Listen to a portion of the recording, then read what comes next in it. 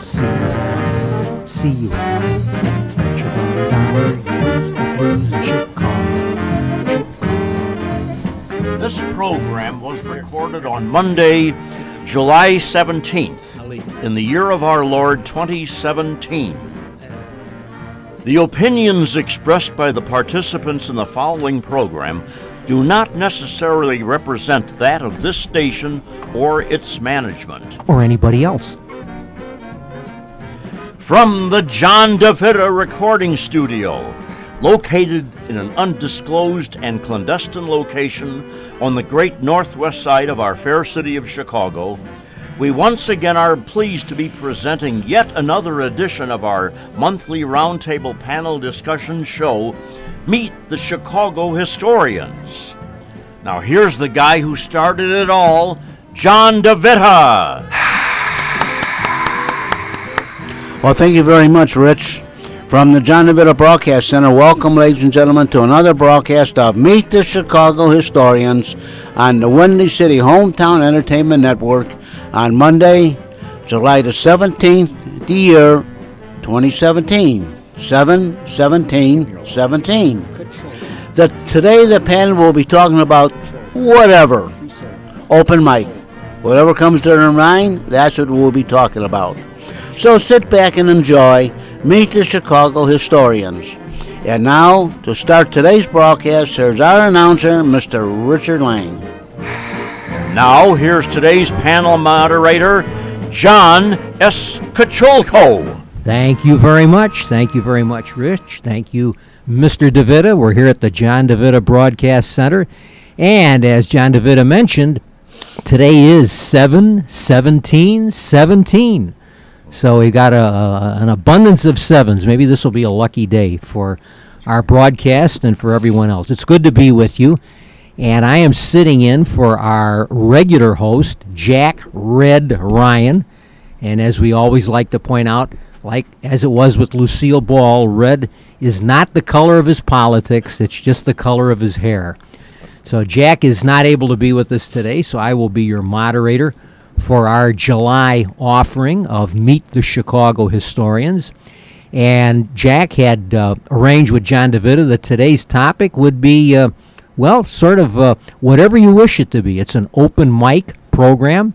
There's no set theme, no specific topic that we're dealing with. Police department, fire department, history, Chicago parks, some of the things we've done over the years. Today we're just going to talk about whatever strikes our fancy. So we hope you'll enjoy our program. We'll be here for a while. And we'll try to provide you with some interesting radio broadcast entertainment. So to allow our panelists to introduce themselves, maybe I'll start to my left with our announcer, the man that I always says has a great voice for radio. So would you like to come in and as John Daly used to say, come in and not sign in, but sign your name with us, please. Thank you, John. John Charles. Yeah, my name is Rich Lang. I've done some teaching of modern American and European history at the college level. In my later years, I got more and more involved with Chicago history, especially neighborhood history.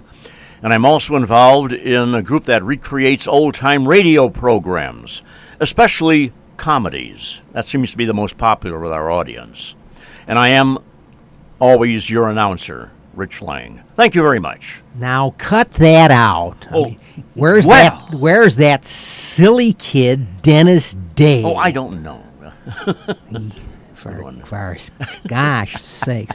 Well, let me now turn to my right with one of our well-known and long-time panelists, the pride of the Chicago Fire Department. Would you announce your name and your background? Oh, the pride of like the Chicago pride of the Fire Yankees, Department? the pride of the fire department. Well, I'm Bill Googleman. I spent 46 years in the Chicago Fire Department, Fire Service of Chicago, and retired, and was also president of the union for a while, and fourth generation, very proud, very, very proud of it.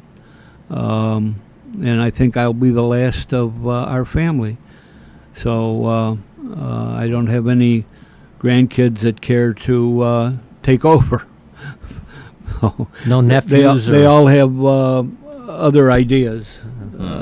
So anyway, I was also the president of the Fire Museum of Greater Chicago, of which this coming Saturday, the 22nd of July, we will have an open house. That is at 5218 South on Western Avenue in a, I don't know if an abandoned or an old firehouse that the city has let us use. And please come from 10 to 2.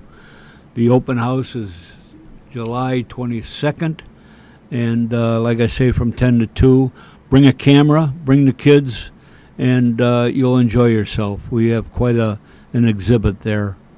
And also, I would like to mention, not that there may be some people out there that would be interested in this. This is Wednesday, this coming Wednesday, the 19th, at the Hoffman Estates Village Hall at 11:30.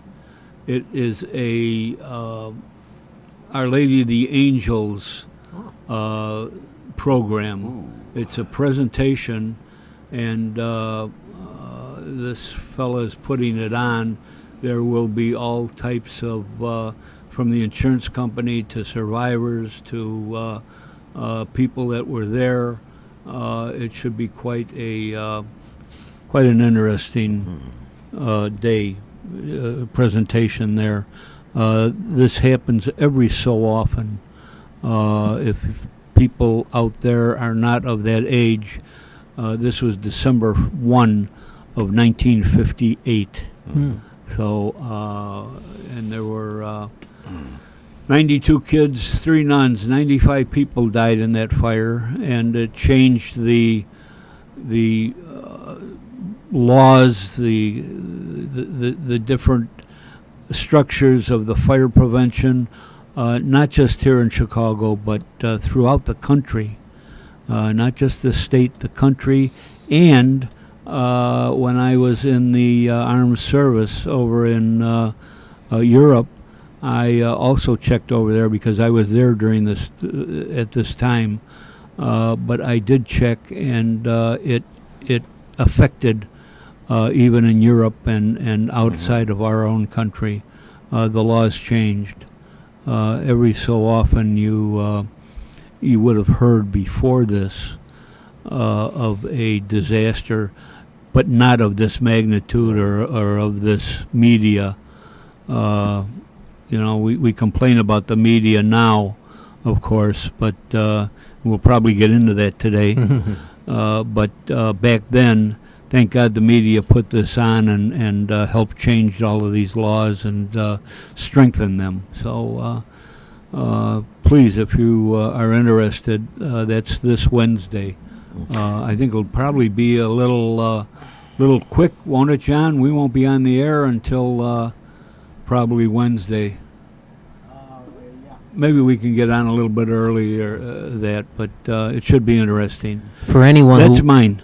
For anyone who was alive in Chicago in the 1950s and old enough to comprehend the news, I mean, that was a colossal story. It's one of the things that I was in grade school. I was 9 years old. But it's something that just rivets into your memory. The Our Lady of the Angels fire. It was a horrible, horrible tragedy, and received, as you say, so much coverage on television and in the newspapers. Is there a connection John, to Hoffman Estates? Is there a particular reason why Hoffman Estates? I think it's just that the guy that is running this is out there, and he probably got that. But a little personal history on this, John. I was when I was president of the union, and I got very, very wound up, I think is the word, with this, because I wasn't here during that fire. My company was. So if I would have been on the job instead of in the Army at that time, I would have been there. I got very close to some of these survivors. And I was contacted by the daughter of one of the doctors in the hospital that was pretty famous from all of this. and he had taken pictures. He was also a photographer person of these kids and nuns that came in, and as they were being treated, and he had kept them all of these years. Dr. Seagraves is passed away, but his daughter has given me these pictures. I didn't get through the whole thing, and the person that was with me, we didn't get through the whole thing. I was going to put them in the museum and decided against it. They are just too much. Thank God he kept them. Maybe someone can use them in the future for the same type of a program to boost up our laws, fire prevention wise. So, if you would like to come to that, like I say, it's Wednesday at noon at 11:30.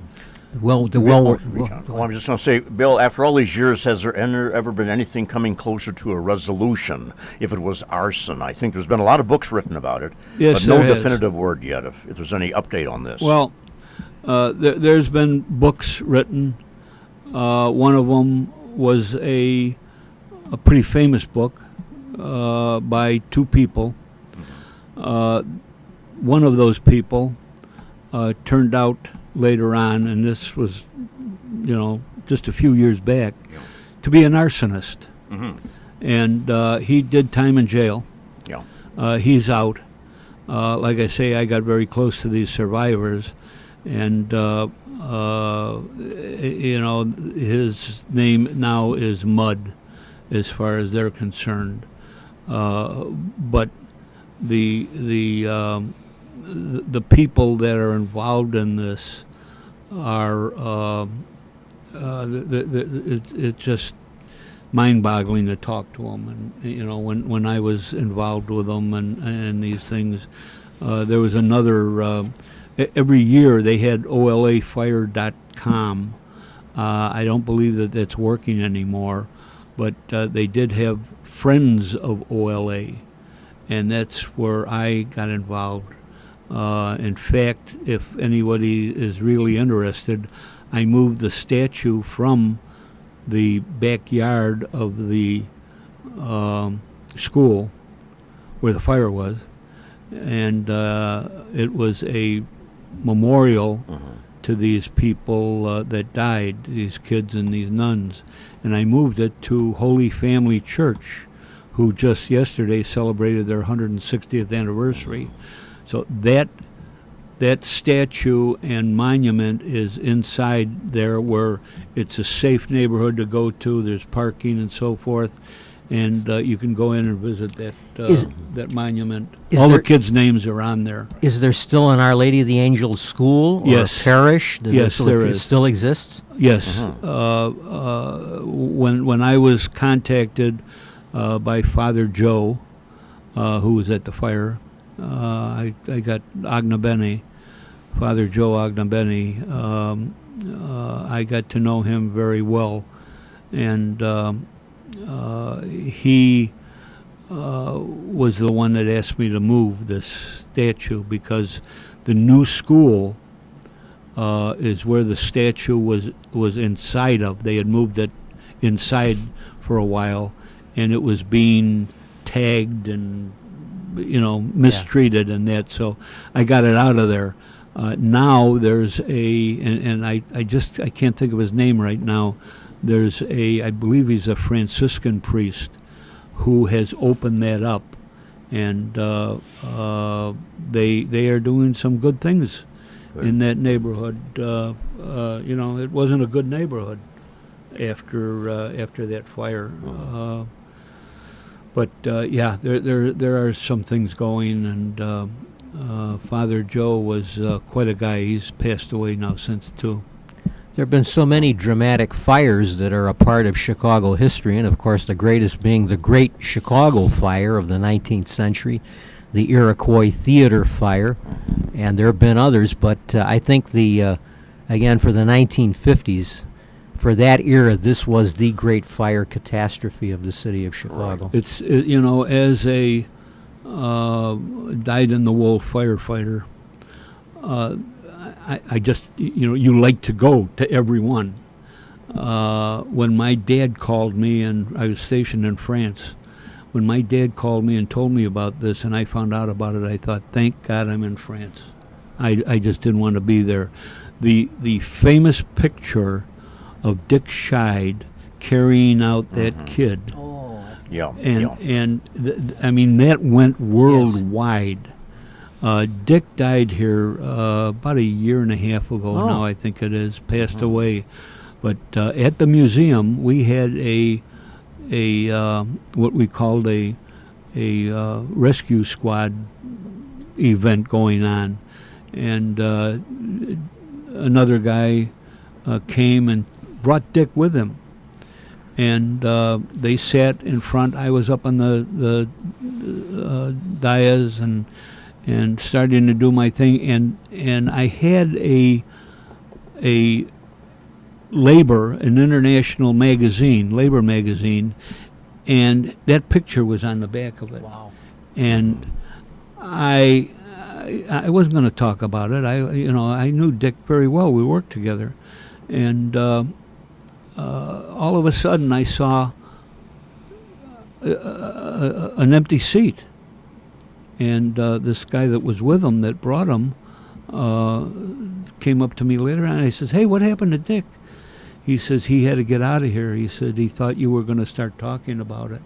He said, and there's just no way that he would want to talk or be pointed out in this thing. I said, no, I wasn't, but I had to call Dick at home and apologize to him that he thought that way. But that's the way most guys that were there felt. They didn't want to talk about it because we all had families too. Sure. Oh. Any examples, Bill, of any firemen who were so moved, so devastated by that fire that they might have quit the fire department? Or some affected that way? Not that I know of. I know there was one guy that went into the Fire Prevention Bureau because of this, and he wanted to make sure that things were going on the right way now.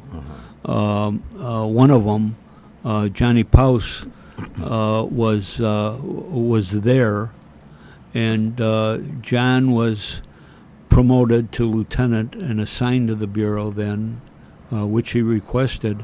And one of the first things he did was to go to some school, I don't remember where it was now anymore, but they had mentally challenged, physically challenged kids. And they were up on the second and third floor. Oh, God. And he raised hell. Sure. And he was chastised for it for a very, very short time. Because when people really found out what the story was, he was a hero, to change things around. But there's not many left anymore. That's a long time ago now. Yeah. Well, that's two events. So Wednesday at Hoffman Estates, commemoration of the Our Lady of the Angels school fire of 1958, and the Fire Museum on Saturday the 22nd. That's well worth the trip. I have been there. We did one of our broadcasts some years ago from the Fire Museum, and it's very interesting. I'm sure they've added more exhibits since the time that we were there, so that's a good recommendation. And let's go. We have one of our newer panelists is here with us. He's sitting in the chair usually occupied by Jack Red Ryan. Right. So let's have our other panelist identify himself. Don Peter. I worked for Downtown Oak Park for about 20 years. I kind of retired, sort of.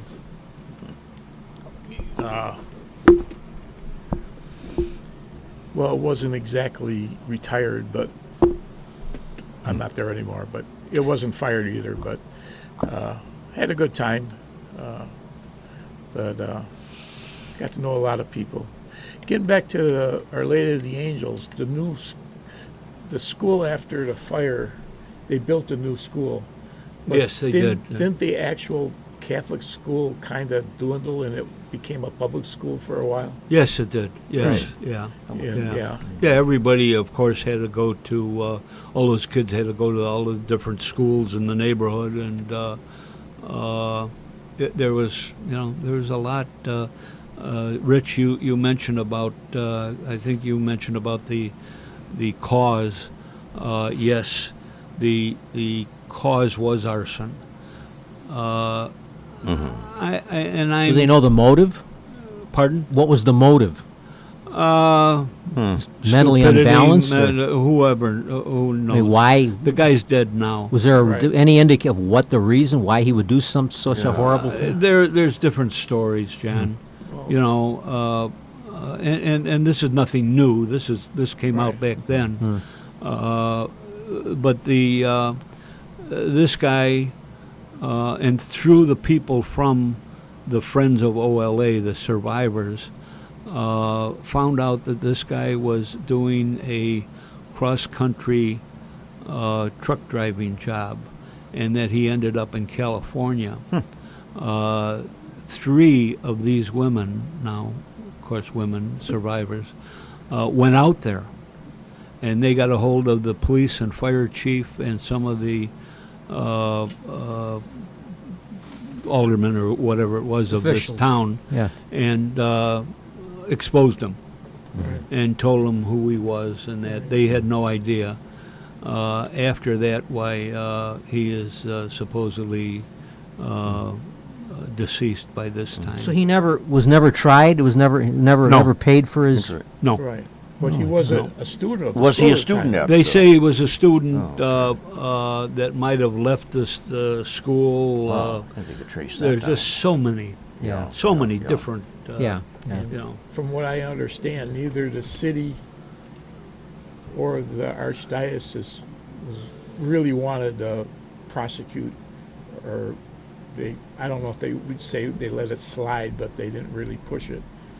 And maybe some of you guys heard something about that too. Well, the Catholic, the diocese, they didn't know which way to go. It seems. The city, they had hearings and all of this.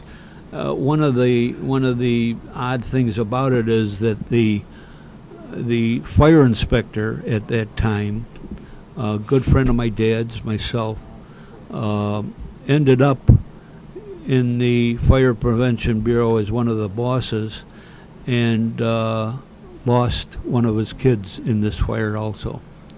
It was kind of a thing. They were all Italian in that neighborhood, and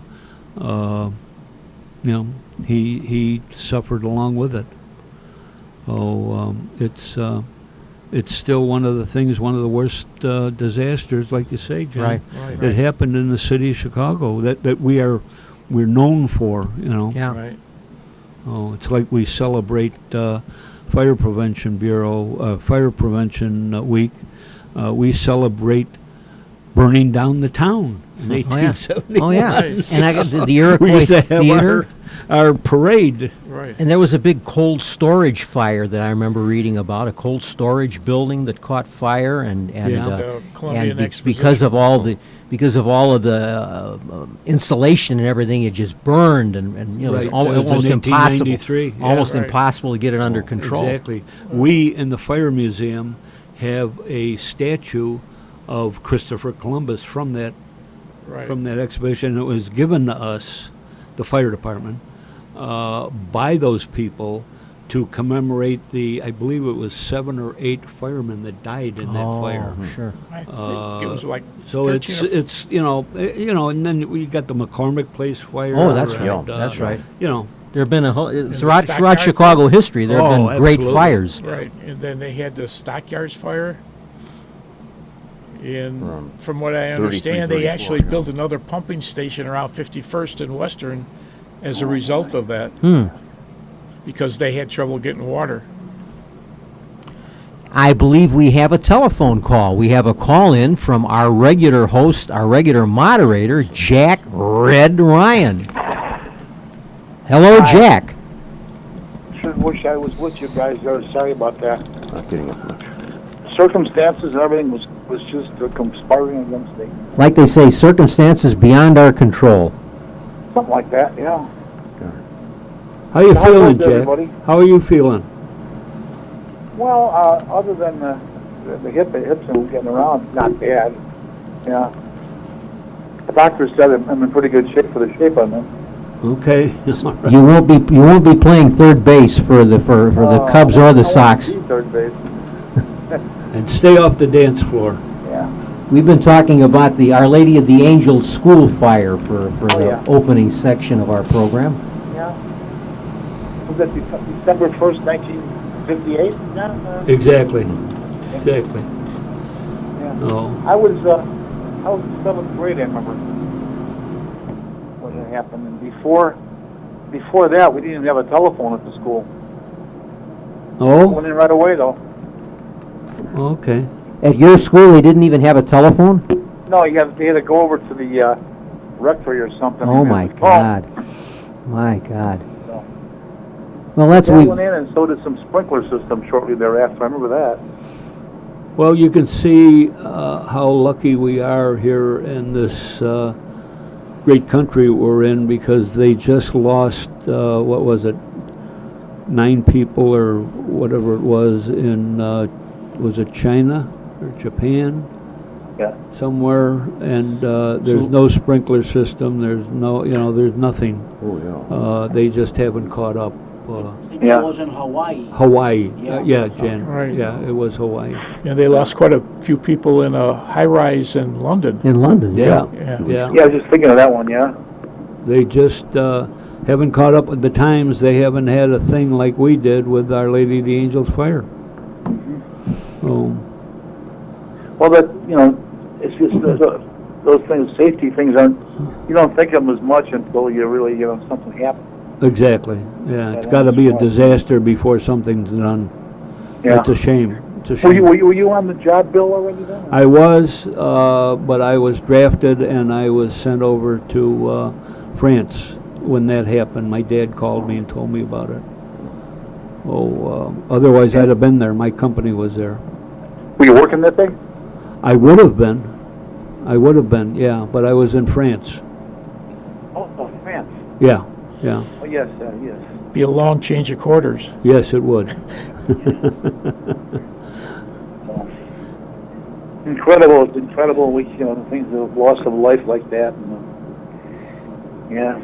I think even the numbers don't hit you until you would actually see something like the photos of the funerals and that sort of thing. So. That's right, and to see all those kids laying out Yeah. on the ground and on the floor in a made-up morgue, actually, what really hits me every so often is when I go to Mass at Holy Family, where I moved that monument. All the names are on that monument. It's a black onyx or whatever the stone is. It's black, and they're all on there in gold. And I mean, the whole front of it is filled with these names, and you realize how many there were when you see that. Right. I just remembered there was the last one I remember Michelle McBride. Yes, She wrote died. a book. Yeah, and they think it was as a result of that fire because from what I understand, all our systems kind of shut down at one time. Right. So, has anybody ever thought of putting her name on the list? I have no idea. Well, anyone who was alive at the time remembers it. It was one of the great tragedies, one of the great stories of Chicago history. And it's not the sort of thing that is easily forgotten. But generations have come now who have no knowledge of it, who have probably never heard of the Our Lady of the Angels fire.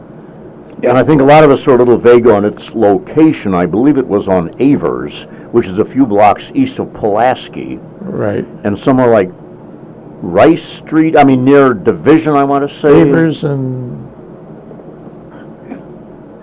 Oh. I do recall Chicago or Division, I think, yeah. the next year, 1959, we're back in school in the fall, and we had 2 buildings. One had 2 classrooms in it for the 8th grade, and only used one of them for some reason. We were on the 1st floor. And when the first day they started the radiators, they started smoking, and so we got out, and boy, was the fire department there, PDQ. There was a 62nd and Pauline at St. Theodore. They were there, PDQ, I'll tell you. I'm getting a little bit of echo feedback here. There are times like that, Jack, that still come on when there's a problem. Some of these schools, when they have something going on, the alarm goes off, and they let the kids stay in school.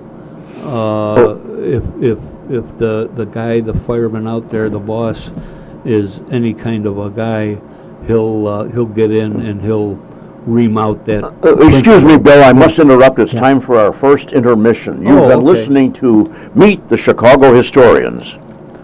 Bye, guys. So long, Jack. How about a little bit of Chicago?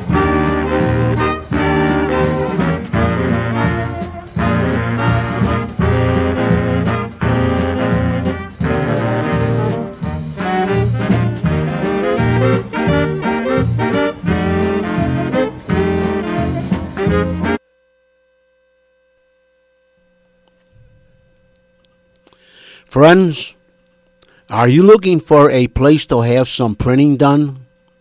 Well, I have the right place for you to go, and that is the printing store in Oak Park, Illinois. Call or see Phil Berry at 621 Madison Street in Oak Park, Illinois, or call 708-383-3638. Phil will sit down with you and help you plan whatever you need printed. Now, his products are brochures, booklets, business cards, catalogs, envelopes, letterheads, flyers, invitations, newsletters, notepads, menus, mailers, manuals, labels, posters, postcards, price lists, NCR forms, sale sheets, table tents, pocket folders, and presentation forms. And his services include 1 to 4 color offset printing, digital copying, high-speed copying, graphic designs, typesetting, laminating, foil stamping, die cutting, and imprinting. And he also has a complete bindery service, which includes booklets, cutting, scoring, folding, numbering, padding, and drilling. So once again, for all your printing needs, see or call Phil Berry at the printing store at 621 Madison Street in Oak Park, Illinois, or call 708-383-3638. And once again, they are located at Madison Street and Clarence Avenue, just east of Oak Park Avenue. And it's at 621 Madison Street in Oak Park, or call 708-383-3638 and ask to speak to.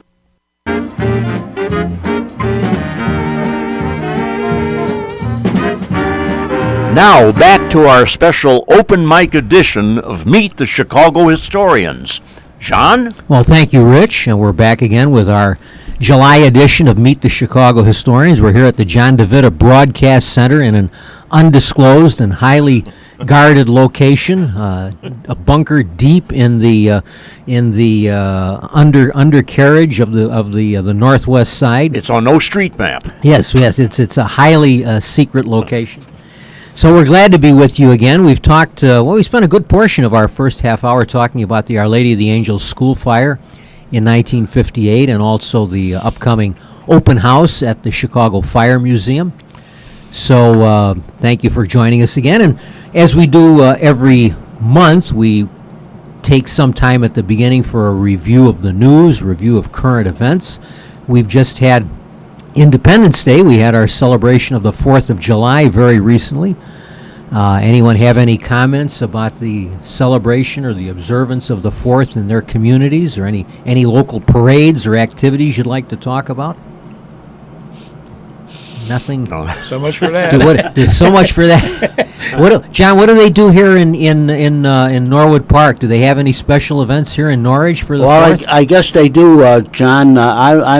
You're probably up in. I'm up in Wisconsin. Your country estate. That's- However, because of the 4th of July was in the middle of the week this year, I did come back. I came back from Wisconsin very early Tuesday morning.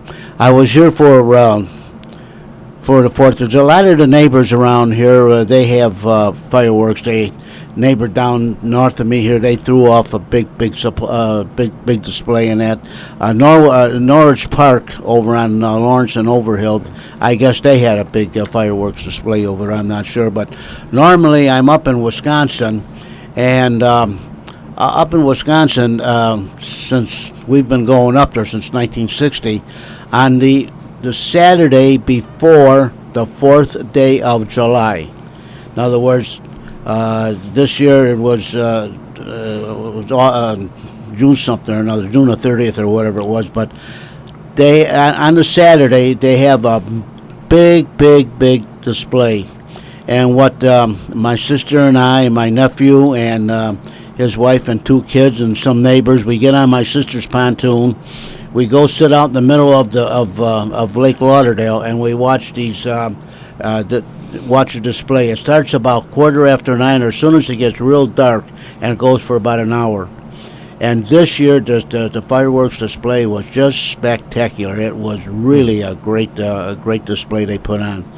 But here in Norwich, a lot of the neighbors they shoot off fireworks, and Oscar, my young lad that lives with me up there, he was in Cicero, 31st and Laramie, and he was telling me what a great display they had over there, that they were shooting off fireworks over there. So I always watch on the evening of the 4th of July the television coverage from you have Washington D.C. Yes. the Capitol 4th, as they call it. yeah. I have never missed one of those. Yeah, that's always good. Always The a Memorial great Day show. service and the 4th of July service, always great. Then I switch over. They have NBC has New York City, and New York's fireworks display is just spectacular. It is really spectacular.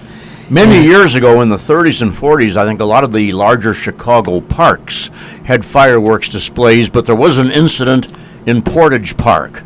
I think back in the 40s, it might have been a fatality, at least some injuries, and I'm quite sure that since then, you won't see any fireworks displays in the Chicago public parks. Maybe a liability issue, something like that put an end to that. It's a shame. Does But anybody- there always has to be one incident that has to Yeah. ruin it for Yeah. everybody else. That's right. Is this the first time that I can remember in a long time the city had their fireworks on the 4th of July? Normally it's been on the 3rd. It's usually the isn't it? day before, yeah. Right. Yeah, and this year it was, and that follows. You could watch Washington D.C., New York City, and then the Chicago fireworks came after that, so you could catch them all on television. But Anything on the West Coast they broadcast? I don't know. if there is, it's not national. yeah. Boston, Anticlimactic. CBS in recent years would broadcast the Boston Pops, and they would do a great Right. concert on the 4th of July and all the patriotic music. But I didn't see, they were not on 4th of July evening, so I don't know if they were on cable this year or. I haven't seen them in quite a few years, actually. Keith Lockhart is the band leader of the Boston Pops, successor to John Williams, the great composer of American motion picture scores, and before that, of course, Arthur Fiedler. I can remember Arthur Fiedler. He was for many years the band leader, the conductor of the Boston Supposedly Pops. was a very big fire fan, too, as Eleanor Roosevelt, from what I understand. So was Mayor Fiorello LaGuardia. LaGuardia, when he was mayor of New York, he would go out with the fire department. There were pictures of him riding on the fire engines with a helmet and a coat, and he was in personal command of his Right. fire department. One of history's real colorful characters. Oh, yeah, very of colorful LaGuardia. mayor. Yeah. He Even spoke when out it on was in everything. black and white. I think one of the Walgreens, one of them, the founder's wife was a big fire fan here in Chicago, and she would have a limousine driver around to different fires. Well, so we've celebrated the 4th of July. I had an opportunity on the evening before the 4th. I was at a party out in the western suburbs, and I was up. The family I was a guest of, they have a condo that's about the 6th or 7th floor. So they have a balcony, and you could see on the horizon, you could see fireworks all around, all the towns and villages in the distance. You could watch 7 or 8 fireworks shows at one time. They were off in the distance, but I guess many of the municipalities or park districts do it on the night before. Sometimes they do that as a precaution in case the weather is bad. Right. It gives them a second night. If the third is a bad night, they've still got the 4th. Then if they wait to the 4th and it's a bad night, then they're out of luck. Then what are you going to do? John, did anything happen in Cicero or Cicero Berlin? We Cicero for many years has not had a municipal fireworks show on the 4th. They do it about 2 weeks earlier. Really? They have they have a week-long festival that they call America Fest. And with bands and a midway and carnival type things, they have all that, and they do the fireworks display maybe 1 or 2 weekends before the 4th of July. In this case, the weekend was just before the 4th, so I think it was the previous weekend that they had they have a big fireworks display, but they don't do it directly on the 4th or even on the day or two before the 4th. But years ago, we would have one at a place called Goss Field. There was a Goss Little League baseball field. And every year there would be a fireworks display there. And I was involved with our auxiliary police for many years. All of our auxiliary police would be mobilized for the 4th of July. So we would all have the security there. And I always get a ringside seat then because I was right there at the field when they were launching the fireworks. But they stopped doing that a few years ago. So Very expensive. Oh, God, Yeah. yes. It's tremendously expensive when you think of. I was in Indiana. I took a couple of excursions to Indiana in the last several weeks, and into Michigan. And of course, you see all the big advertisements for all these fireworks emporiums. That I imagine their sales go down dramatically after the 4th of July. I don't think they do much business in August, September, and October. Wisconsin is the same way. Yeah. And then right now, they're shut down. Oh, they sure. probably went to Florida now. Sure. Now you see signs in the counties around Cook County, we have no soda tax. Oh, God, yeah. Oh, yeah. Yeah, that's on hold. I We think can talk about that for a the moment. judge has placed a penny an ounce. Can you imagine Yeah. that? Yeah. You get a 64-ounce bottle, you're going to pay 64 cents in Yeah. tax. Doubling the price. It's in it's many cases. essentially Yeah. doubling the Yeah. price. Yeah. Right. And that's on top of the biggest. I think we have the highest sales tax in America. And if not, it must be close to. It's certainly one of the highest sales. Right. Over What is it? 10%. 10.5? I think at least 10. 10.5%. Right. I think. Didn't Preckwinkle or just Periwinkle? let what was it, 80? Yeah. She gave out Was pink it- slips to. Yeah, they're saying it's going to be the Pink end of the slips. world if they And- don't get all this and extra there money. will be 400 more coming. Yeah. But we're becoming one of the tax capital. I know they call it Massachusetts, Taxachusetts, Right. and New York has a reputation, and California all have. But we're certainly in the running. I mean, we're in the Right. same league with the high tax states. And I think it might be because of that, because Illinois is losing a lot of people to Indiana and Michigan Yeah, and, state has lost population. and Wisconsin now. Yeah. Yeah. You know, the day after they passed that deal down in Springfield, Bob Roberts from WBBM was at Union Station, and he was interviewing people as they were either going on in the station or coming out. And he says, "Well, what do you think about this tax site?" And the guy says, "You know, sir," I'm 57 years old. He says, was born and raised here in Illinois. He says, I love the state of Illinois. I love Chicago. He says, but you know something? He says, very soon I'm packing my suitcase. He says, I'm moving to Wisconsin. And from what I'm hearing from a lot of my friends up in Wisconsin, that the building industry is starting to boom. Oh, sure. And they've Both- cut, in Wisconsin, I think they've cut taxes Yeah. twice in the Yeah. last 4 or 5 Yes, years. yes. Right. The last 2 years, gentlemen, I got a decrease in my property tax up in Wisconsin. Not much, but it was something. Something is better than nothing, like they always say. And also, there was a lottery up there a few months ago where there was a large amount of money that somebody should have won. And the person who won the ticket never claimed it. And of course, they have so much time to claim it. The person never claimed this amount of money. So the governor said, "Okay, the money goes to the people of Wisconsin." Good. Yeah. So he took that lottery money and he put it in, and he says that's going to help our people in Wisconsin. And this isn't the first time he's done that. There was another large amount of money that was somehow, I don't know how it was left over somehow or another, and the politicians up there wanted to do this and do that and do that and do this and spend the money foolishly. And he said, "Oh no, that money came from the citizens of Wisconsin." He said, "And it goes to the citizens of Wisconsin." So, like I said, the past 2 years I've got a decrease in my property tax up there. It is possible for a state in the Midwest to be well governed. You wouldn't know it living in Illinois. Yes, for sure. But our neighbors demonstrate that it's possible to run a state government and not keep gouging the taxpayer. Getting onto that now, I might open up a can of worms here, but something really bothers me. You vote in a president of the United States, regardless what Democrat, Republican, or whatever.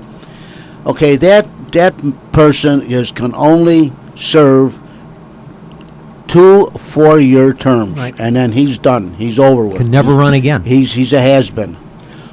Why is it that this guy Madigan is still in there? There should be. This is the way I feel.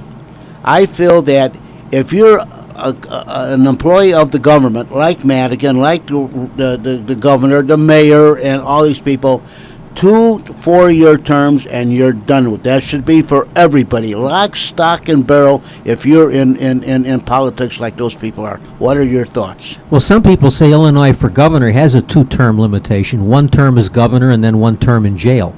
It's so true. Yeah. But I mean, forgive me for saying that, but no, it's true. I mean, we have this situation where you have leaders down in Springfield who have been there for decades and decades and decades. And he's one of them. Yeah.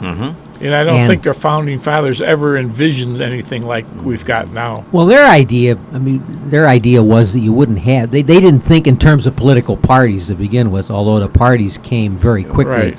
The parties grew up very quickly after our country was founded. Okay, John, is he voted in by the people, but like people like us, or how does he get to The speaker? Yeah. Well, you elect 118. It used to be, when I was down in the legislature in 1981 and 82. We had 177 House members at that time. They had the cutback at that time, and they reduced it to 118. So there are now 118 state representatives, and they gather every 2 years. They're elected every 2 years, and one of the first things they do is they organize the House and they elect a speaker.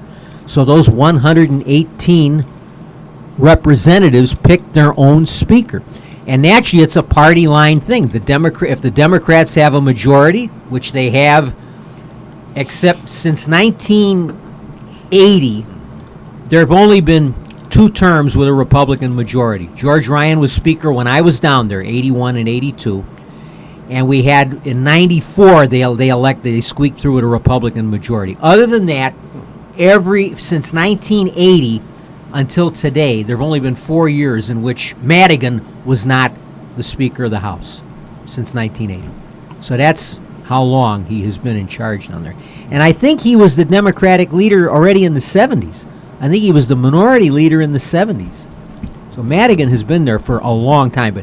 But he's elected essentially by his party, if his party has, which the Democrats all these time have had the majority, out of those 118. And Cullerton is elected the same way as president of the Senate. There are 59 senators, and they elect the president of the Senate, and that's John Cullerton, who's also a Chicago senator. My father-in-law was very dear friends with him. What Cullerton? Cullerton Very- family. Yeah, very, Cullerton very family has been in politics in Chicago since yeah. the 1880s. I think That's there's been right. a Cullerton in city government Yep. since the Alderman, 1880s. yeah. Alderman, holding some public office, without exception, since the 1880s. But anyone have any other thoughts about that beverage tax? That beverage tax is on hold right now. The courts have suspended it, but of course they're appealing that and hoping they can get it reinstated. I imagine people that live on the borders, people that live or that are able to, are going to cross over to Lake County or McHenry County or DuPage County and buy their soda and their Wyoming. juice. And I know some people that are already doing that Right. when that started. Oh, I mean, you do it with gas to get out of the city. Oh, yeah. I won't buy gas in the city. And it's just not sweetened beverages, it's even artificially sweetened ones, like a Right. lot of Yeah. Snapple I like. Right. At 6:30 this morning, I paid $2.18 for gas at the Mobile gas station up in Elkhorn. yeah, That's what it is up there. And coming they've got back, it. coming down Rand Road, down Route 12. It's the average was about 240 something Right. a gallon. on these, I've been a couple of excursions into Indiana and Michigan, and each time the price of gas was 20 to 25 cents cheaper than what it was in Illinois. And then believe And it it's or all not, tax. Believe Yeah. it or not, at Madison in Ridgeland, the Shell station is $2.19 when I went by there this morning. Hey, it's dropping. But It's dropping all over the country. Maybe by the time I get back, it'll be $2.49. Who knows? Well, we're producing oil now to beat the band. I mean, we're going to be exporting oil shortly. We're producing Right. so much oil now with all this, with fracking and the increased Right. drilling, and we're no longer dependent on the Arabs or anybody else. Have for you their ever oil. gone through Los Angeles? There's oil wells all over the place in the city. Los Angeles. Oh, yeah. Not Oklahoma City. But governments, if they have the money, they'll spend it. All of it. Someone said once the only reason they don't tax the air you breathe is they haven't figured out a way to meter it. Right. Someday they might. They might someday. Yeah. Yeah. So we live in the the high tax county of Cook and the high tax state of Illinois and taxes, and we had the override. The governor he vetoed the budget, which included an increase in the income tax, and that was overridden by both houses of the state legislature, including Right. a number of Republicans voted with the Democrats to override their own governor's veto of the spending bill. You're right, John. My taxes went up. Or I'm sorry. My taxes went down in Illinois, in Wisconsin, and they went up a little bit here in Illinois. The only But, thing to save is Wisconsin is. I'm very, very close to putting the place up for sale because I figure I can get a good price for it now. Right. People want to only- move up there. the only thing is saving me is the senior freeze. If I pay $6,000 a year tax on a 5-room bungalow now with the freeze, if I didn't have the freeze, it'd be $8,000 $6,000 a year on a single family.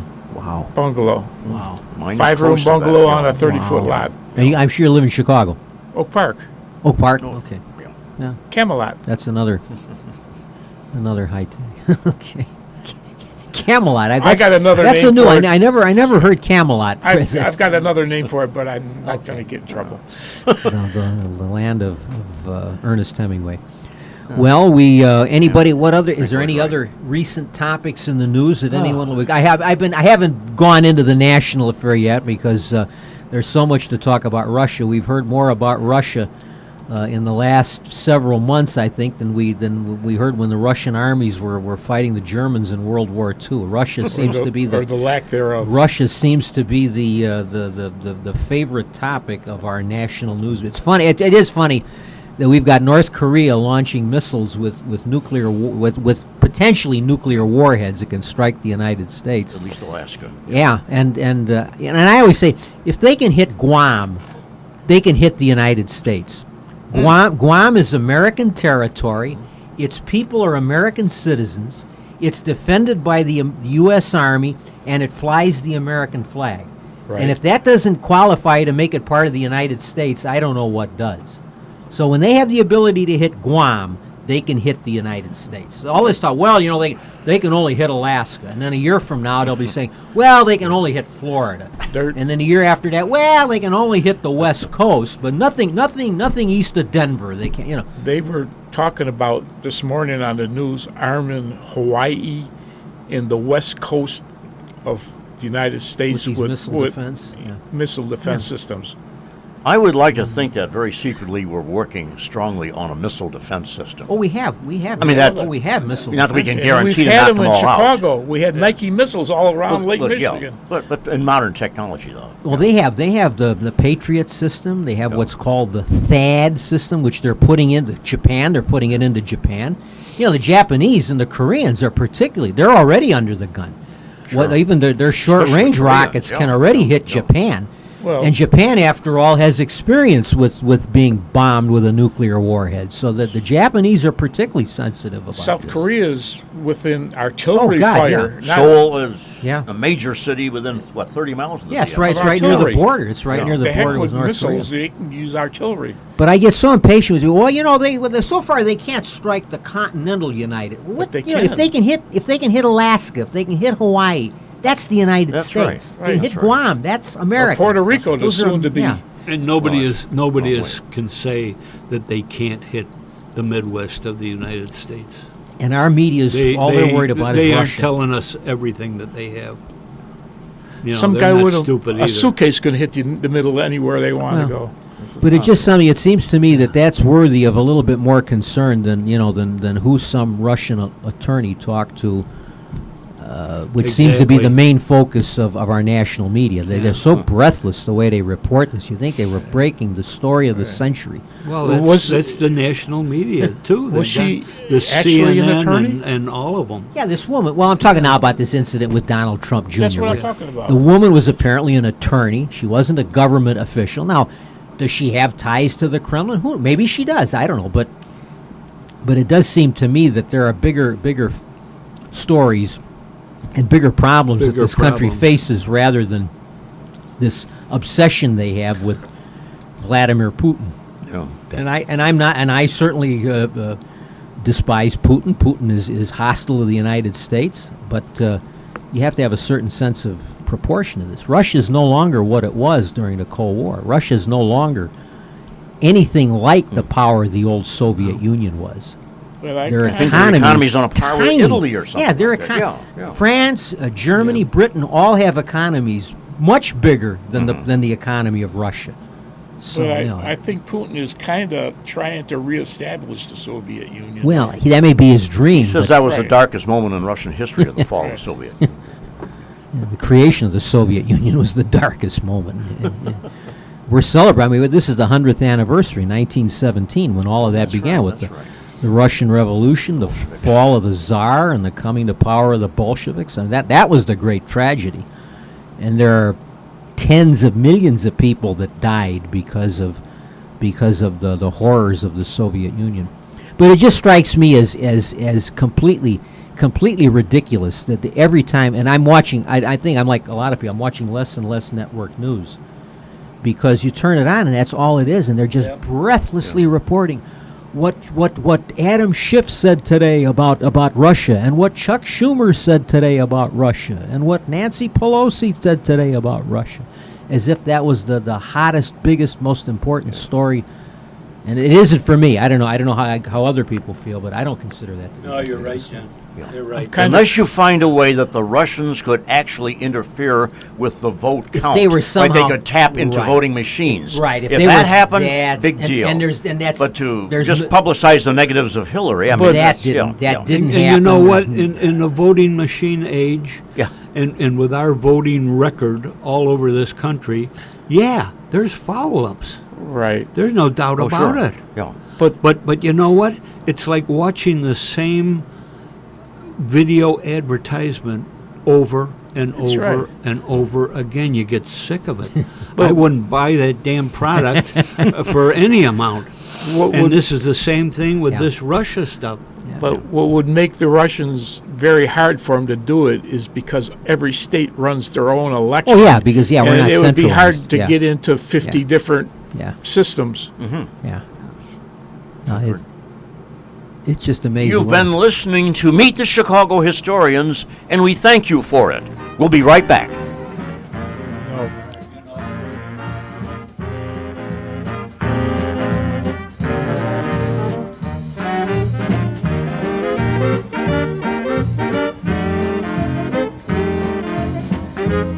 You suffer from pain? Do you know someone that has constant pain of their low back, neck, shoulder, knee, or wrist? Have they tried medications, exercise, physical therapy, or chiropractic, and nothing seemed to make it better? Well, I may have your answer. Why not try a napropath? Hi everybody, this is Dr. Wayne Chickowitz, and I've been practicing 30 years treating pain. I'm board certified and hold a diplomate in pain management. For your convenience, we have 2 locations. In Cicero, 3602 South 61st Avenue, 708-656-7000, or in Villa Park at 122 West St. Charles Road, Suite 1A, 630-833-4007. Why not try a napropath and stop the pain today?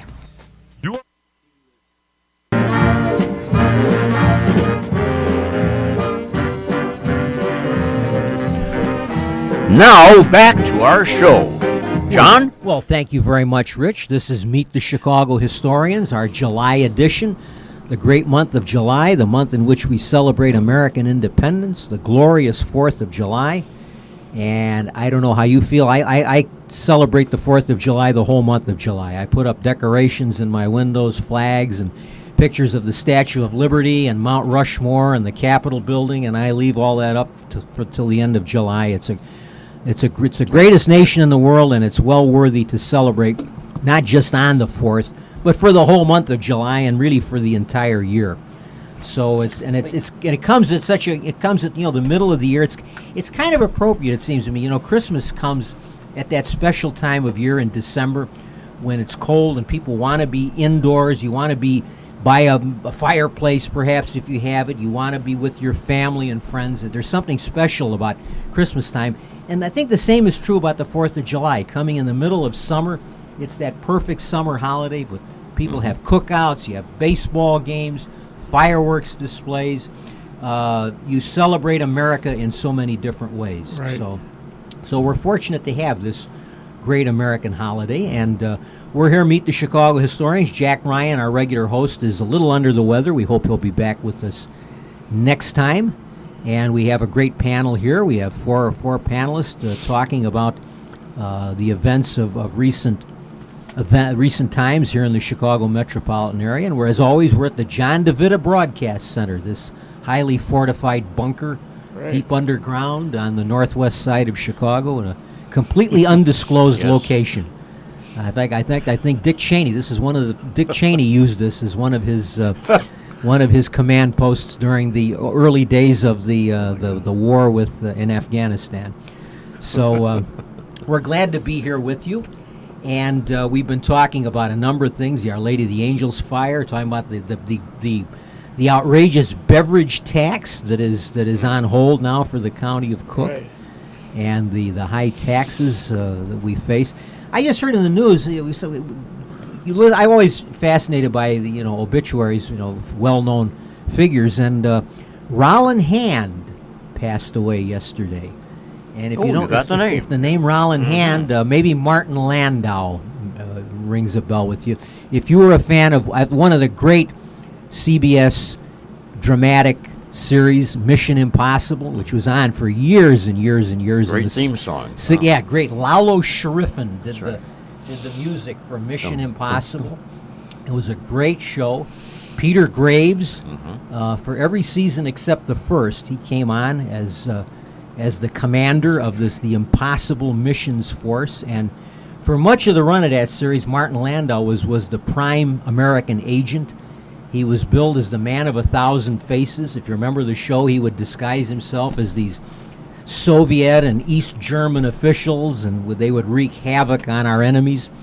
And he died yesterday at the age of 89. Martin Landau. He was married to the very attractive blonde lady who was also on that show, Barbara Bain. played Oh, a I didn't character know that. called That's Cinnamon interesting. Carter, and they were That's married in interesting. real That's life for interesting. many, many years. Really? And they were both on the show. I think they were divorced They toward yeah, the end. in later years, they did break up. But if you in addition, everybody remembers him from Mission Impossible. He won an Academy Award portraying Bela Lugosi in a movie about Ed Wood, the 1950s shoestring movie director and producer who is said to have produced some of the worst films in American history. Like Plan 9 from Plan Outer 9 Space. from Outer Right. Space. And Bela Lugosi was a buddy of his. and Martin Landau, in later years, won an Oscar as a supporting actor playing Bela Lugosi. He's also in one of my favorite films, North by Northwest. Oh, yes. A great, great Hitchcock film, Cary Grant Hitchcock film, about an American advertising man who gets roped into an intelligence imbroglio and is chased across from New York to Chicago to Mount Rushmore.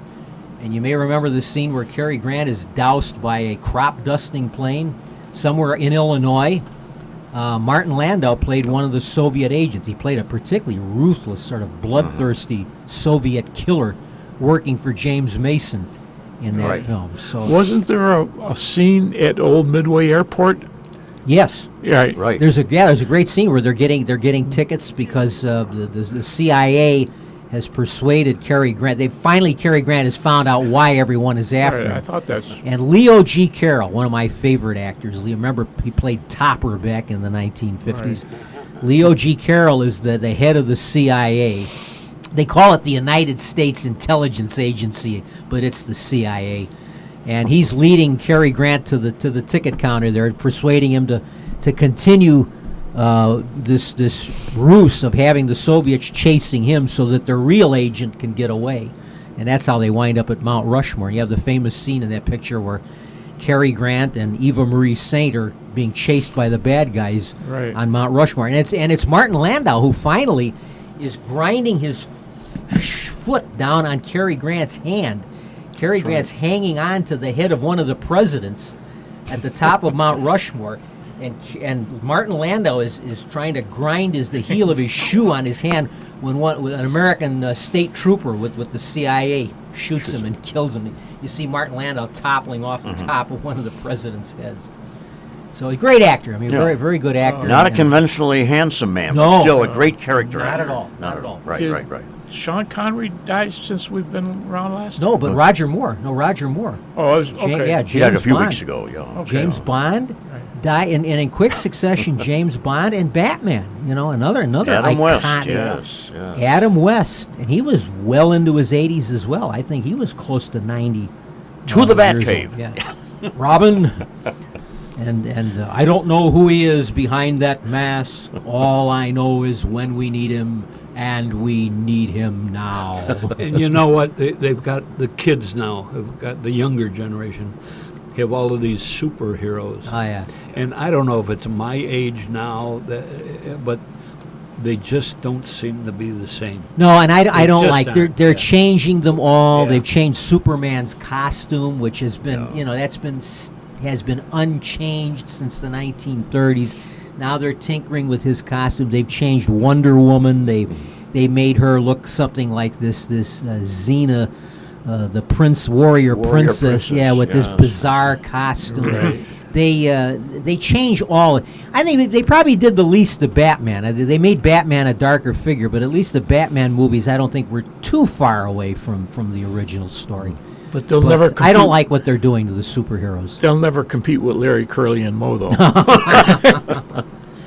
But if you think of Adam West, I mean that show is on I think for like 2.5 seasons, maybe 3 seasons. About 3 seasons at the most. And but it's been in reruns ever since. And the pow, bang, biff. Yeah. It was a great show, and they said the interesting thing about it was that Adam West understood that even though it was a takeoff, it was a parody, he had to play it straight. He couldn't in any way show any. He had to play it straight. And if you think about it, there's never a smirk on his face. He's playing that role exactly as if this is deadly serious, and it's Robin. Remember, only you can prevent forest fires. It's, they do these Or the great scene where they'd be walking up the side of the building, and it was obvious that they were just filming it level, and then they had turned the film horizontally, but they'd stop. Jerry Lewis would open the window and exchange a few words with them. They had a point where they'd have these guest stars. Edward G. Robinson opened the window once. "Oh, Batman, pleasure to meet you." "Yes, citizen, very good to meet you. Well, go about your business as we continue crime fighting." "Oh, thank you, Batman." So we lost James Bond, we lost Batman, and now we lost Roland Hand from Mission Impossible in just the space of a few weeks. So, a little tribute to some of the great actors that we've lost in recent times. The one actress who's been hanging in there forever, she's over 100 now. Yeah. She did very well in the 30s and 40s, Olivia de Havilland.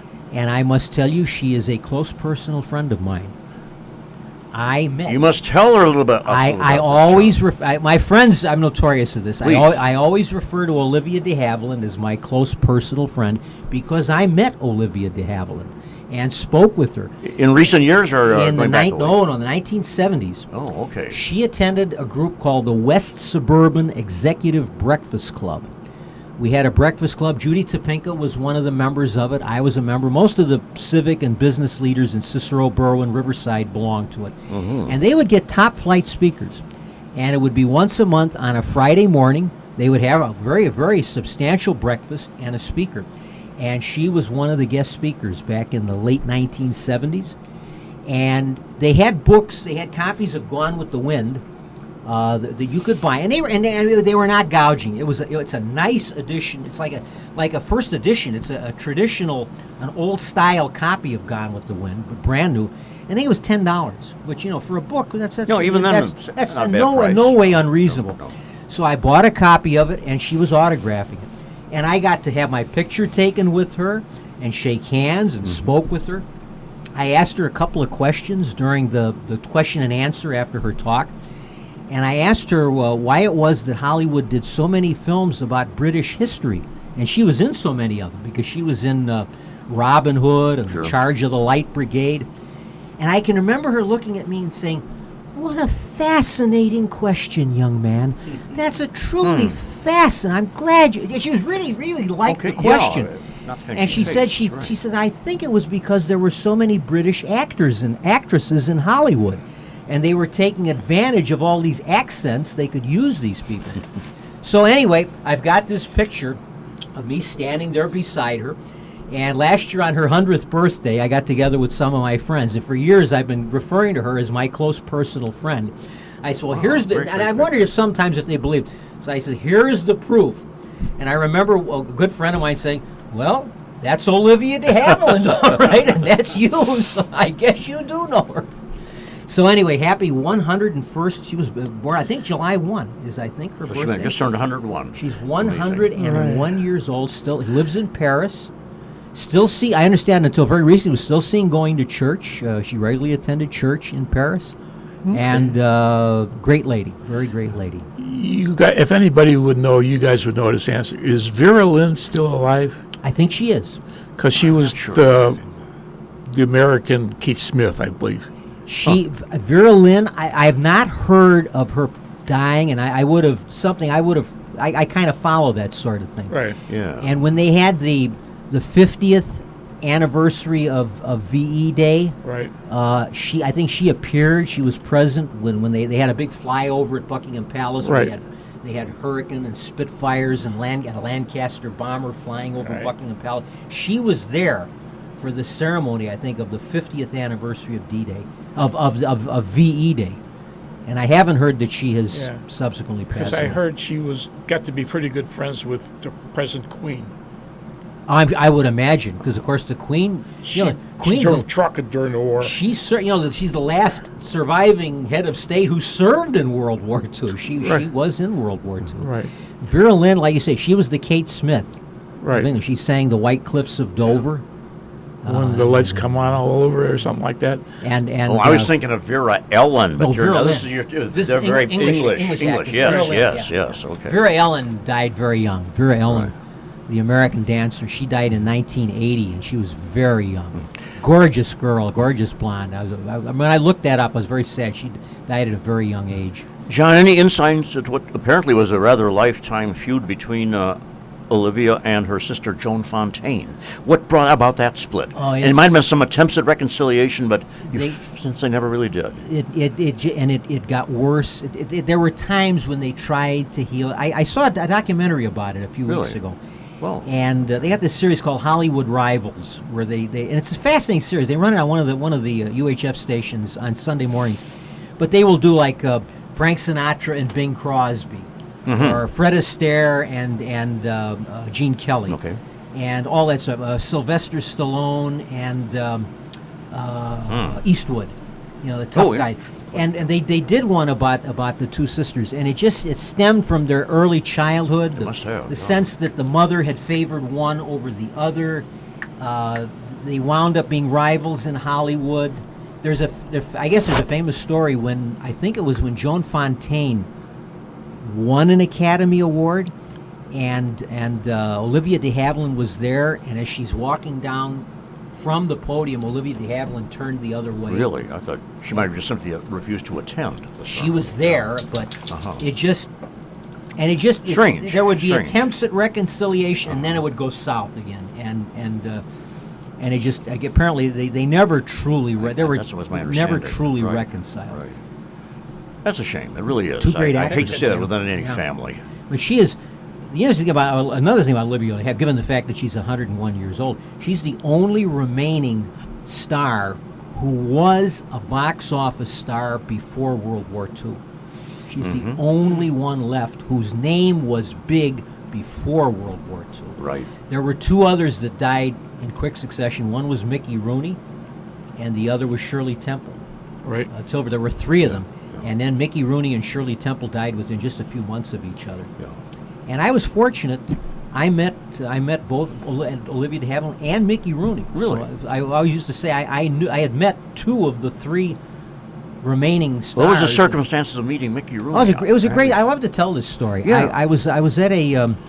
I was invited to a reception. I was an official in town. I was invited to a luncheon at the Hawthorne Racetrack, and they have a special VIP lounge. And then I got there early. It was a weekday afternoon, and I got there early, and a friend of mine was there who was with one of the local banks, and he was also active in our community chest, many civic organizations, a good friend of mine. So I sat down with him, and I look over, and there's like a booth overlooking the race area, overlooking the course, and there's Mickey Rooney. This was in the 1990s. This would be sometime in the mid-90s, late 90s, perhaps. Mickey Rooney was a horse owner, and he liked the track. And I said to my friend, I says, isn't that Mickey Rooney?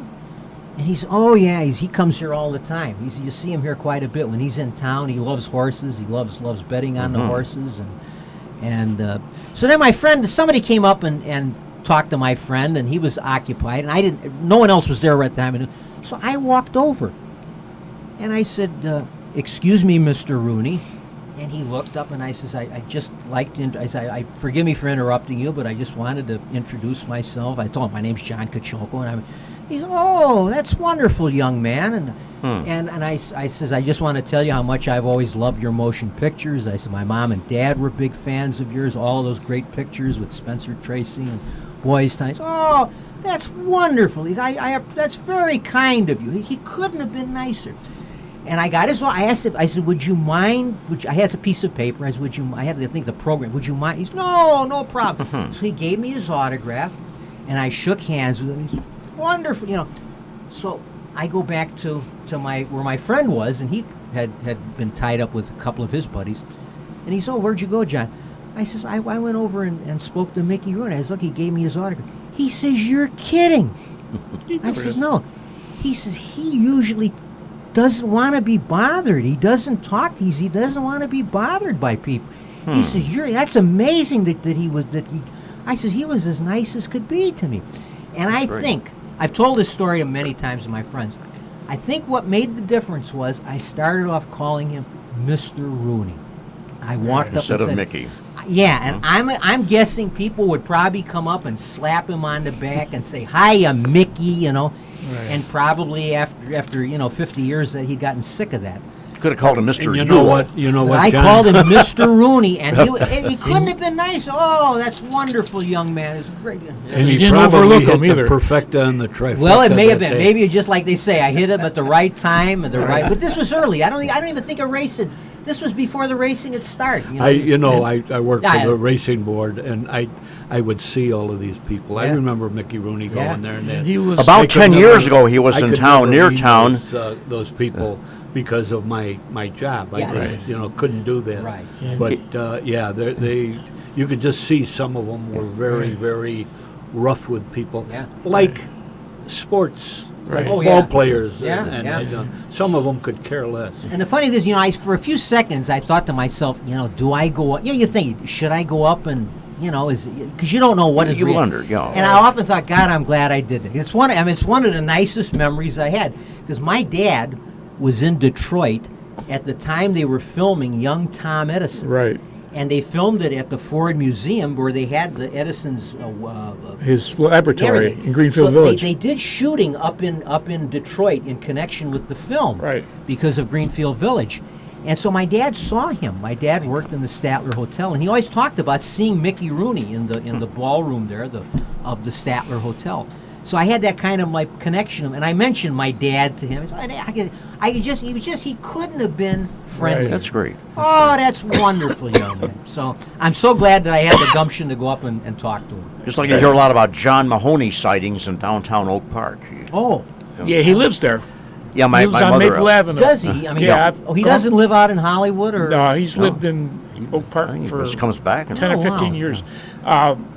Making that movie, Thomas Edison, he became pretty good friends with Henry Ford during that too. Oh, I imagine, yeah, because And they Ford and and Edison. he became friends with the family. Yeah. Oh.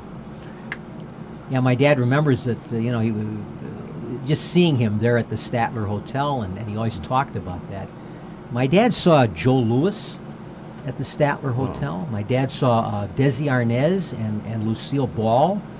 Did you ever see Statler and Waldorf at the museum? I'm sorry? Did you ever see Statler and Waldorf at the hotel? Well, Statler, the Statler Hotel was the prestige hotel in It Detroit. went over at your that head. time. Don't you remember the Muppet movie, Statler and Waldorf? No, No, The old grumpy old men up in No, the I never.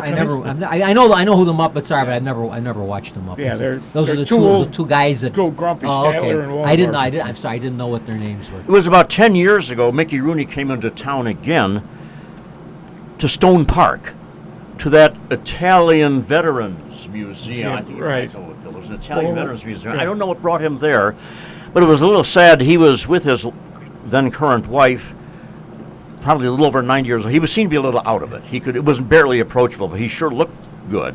He entertained. I mean, well, he was in his 80s and he was still doing Yeah. performing. Right. He was very big with kept them. veterans. I remember seeing him when he would have medals. He would wear kind Yeah. of like a uniform. He probably over the years had been given medals for his services to the veterans and things. Right. And so I think he was probably particularly, willing to do things. Yeah, for yeah, even at veterans. his advanced age. And Yeah. He made a what he pretty was, good had race. 10 wives, I think. There was a lot of marriages in his But his marriage. last wife, the last marriage lasted. He was married to That's his right. last wife That's for right. quite a while. She was with him at. They were married for quite a while. Yeah, he had a lot of. A lot of fun. Yeah. He made yeah. a pretty good movie. It was pretty accurate too. Remember the big wheel No. he made? Is that the one where Racing he's cars? a driver? He's a Right. yeah. I haven't seen the picture, but I've heard of that Right. film. Yeah. Anybody know Mickey Rooney's real name?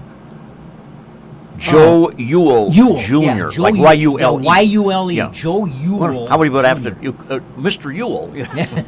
No, I didn't wonder do if- that. I'd heard, but I did. I called him. I to this day I think that was what made the difference. I was polite and I called him Mr. Rooney. And you didn't interrupt anything. And Yeah. I said, "Excuse me," I said, "I don't mean," Yeah, and yeah. I just think that's all I could think of that made the difference. He probably good. had spent That- years that's good having memories people like come that. up and talking to him as if Yeah. they were old buddies, and hiya Mickey, how you doing? Get out of here, kid. Yeah, there are stories about, there are some Hollywood celebrities that were noted for being very friendly and others that were Right. noted for not being He very was married a number of times, wasn't he? I think yeah. 8 or 10, Yeah, some yeah. high number like that. Yeah. My dad had breakfast with Nat King Cole in Detroit, Michigan. See, my dad was with the Buick Motor Division, and they had a convention or a seminar in Detroit, and he was him and Pat Foley, the announcer for the Blackhawks. Well, Pat Foley's father owned a Buick dealer in Logan Square area, so Pat Foley's dad and my dad were sitting having breakfast, and Nat King Cole comes up and he says, "Gentlemen," he says, "do you mind if I join you?" And they says, "No, sit down." And they start talking, and they found out that he was Nat King Cole, and he says, "What a gentleman!" He says, "What a very very nice person." So he asked him. He says, "Are you gentlemen going to be here at the hotel tonight?" And they says, "Yeah, we're going to be here most of the week for this convention."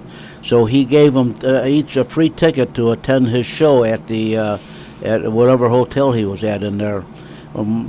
My dad came home. He says, "Well, guess who I had breakfast with?" And I says, "Who's that?" Nat King Cole. I almost fell off the chair when he said Nat King Cole. But he says, "What a great gentleman he is." Oh, that's good to hear. Yeah. Yeah, it's nice to hear when somebody like that you admire. It's nice to find out that they are in real life that they're nice guys. You'd hate to hear that. A great encounter I had in his later years, if you remember Red Skelton. Oh.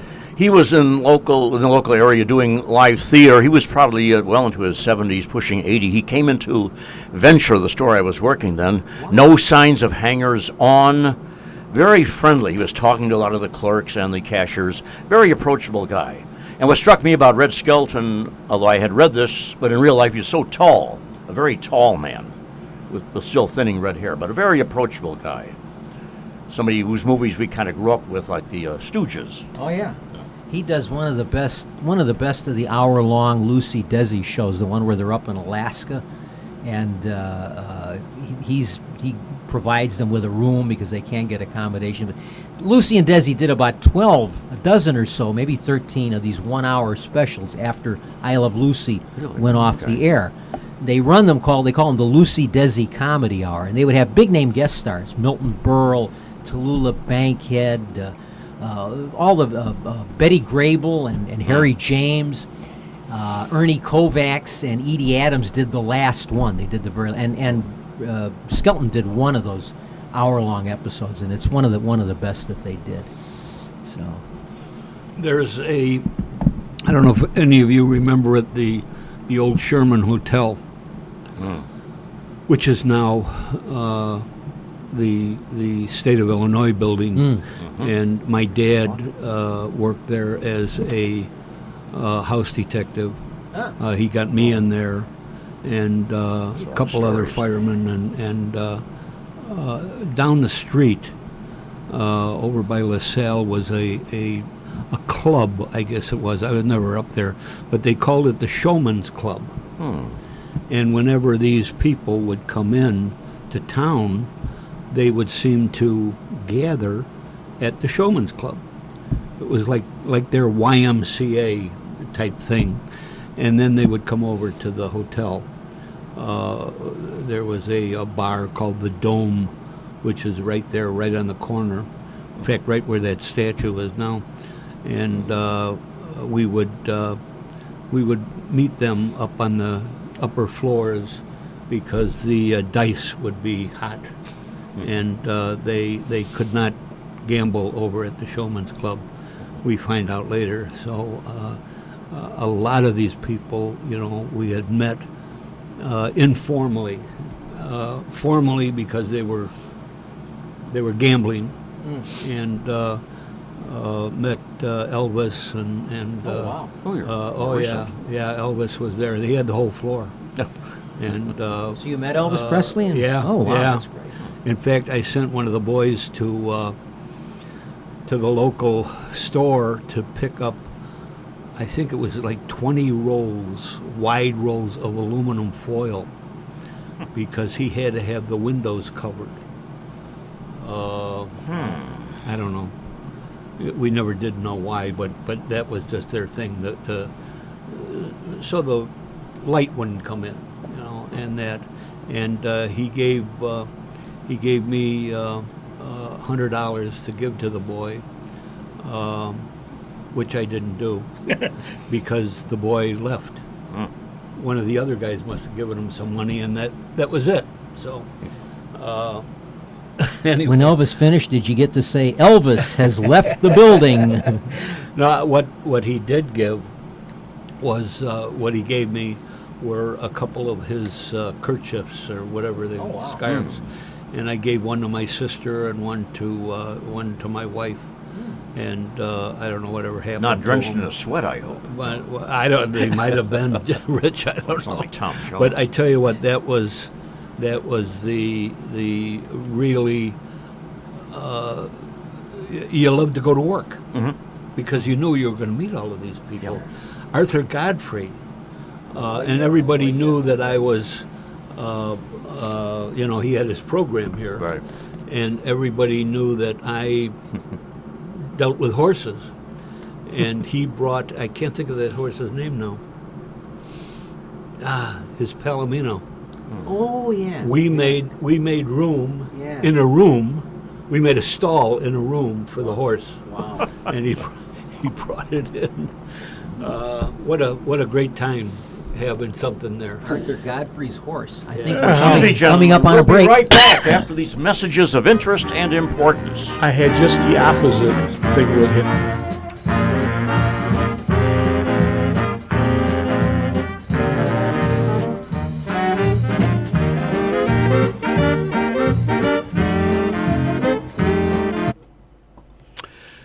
Do you need a carpet for your living room, dining room, bedroom, den, or family room, or even your outdoor patio?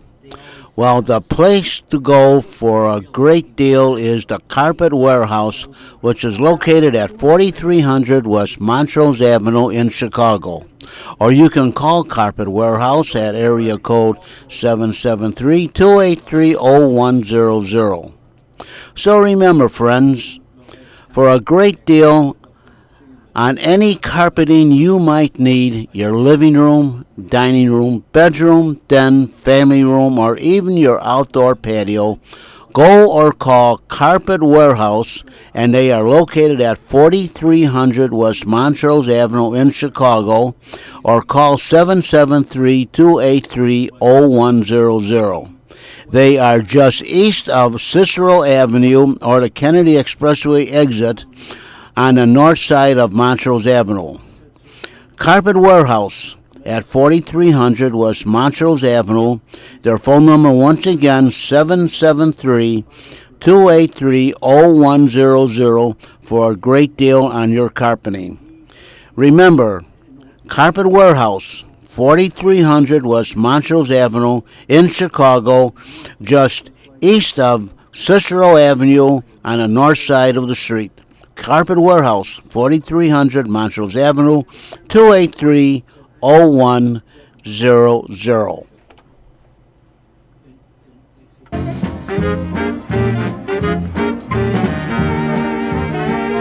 Now back to our discussion. John? Well, thank you very much, Rich. Welcome back. This is our July edition of Meet the Chicago Historians. Always an interesting collection of topics and issues of interest, local news. We've done some show business, talked a good deal about show business and what's been going on, some of the famous stars we've lost, stars that several of us have had an opportunity to meet. We've all apparently had the experience of meeting some celebrities along the way, famous figures in American entertainment. So we're back again here from the John DeVita Broadcast Center, as we are every month, broadcasting Meet the Chicago Historians. Thank you for listening to us. Bill, I wanted to ask you a little bit more about your impressions of Elvis. Did he come across as kind of a still basically nice guy before fame? He was kind of, I think you would say, aloof. I mean, you know. Understandable. Yeah. Everybody's around him. Everybody wants to be around him. You rely on his handlers. After that happened, I ended up and a few years later, there's a hotel out in Arlington Heights that is right on the grounds of the racetrack, and I ended up with the job of house detective there. And I'll be darned, there was a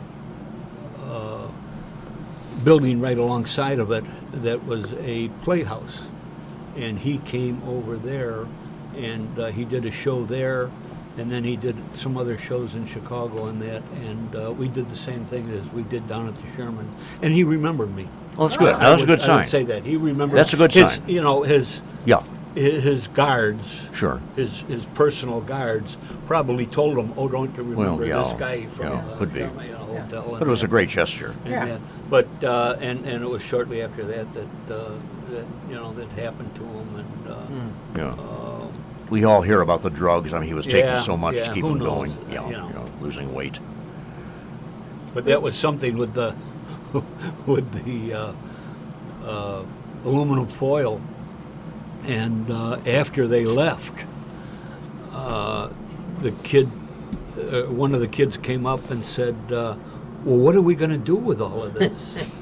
And I said, "Well, over on in Engine 26's district, there's a junkyard. Why don't you put it all in a bag, take it over there and sell it?"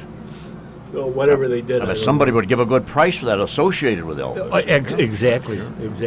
But then again, But how are you going to prove how are you it? going to prove Yeah, it? that's true. You know, how you going you know, it's like those guns that I have that belong to the Cisco Kid.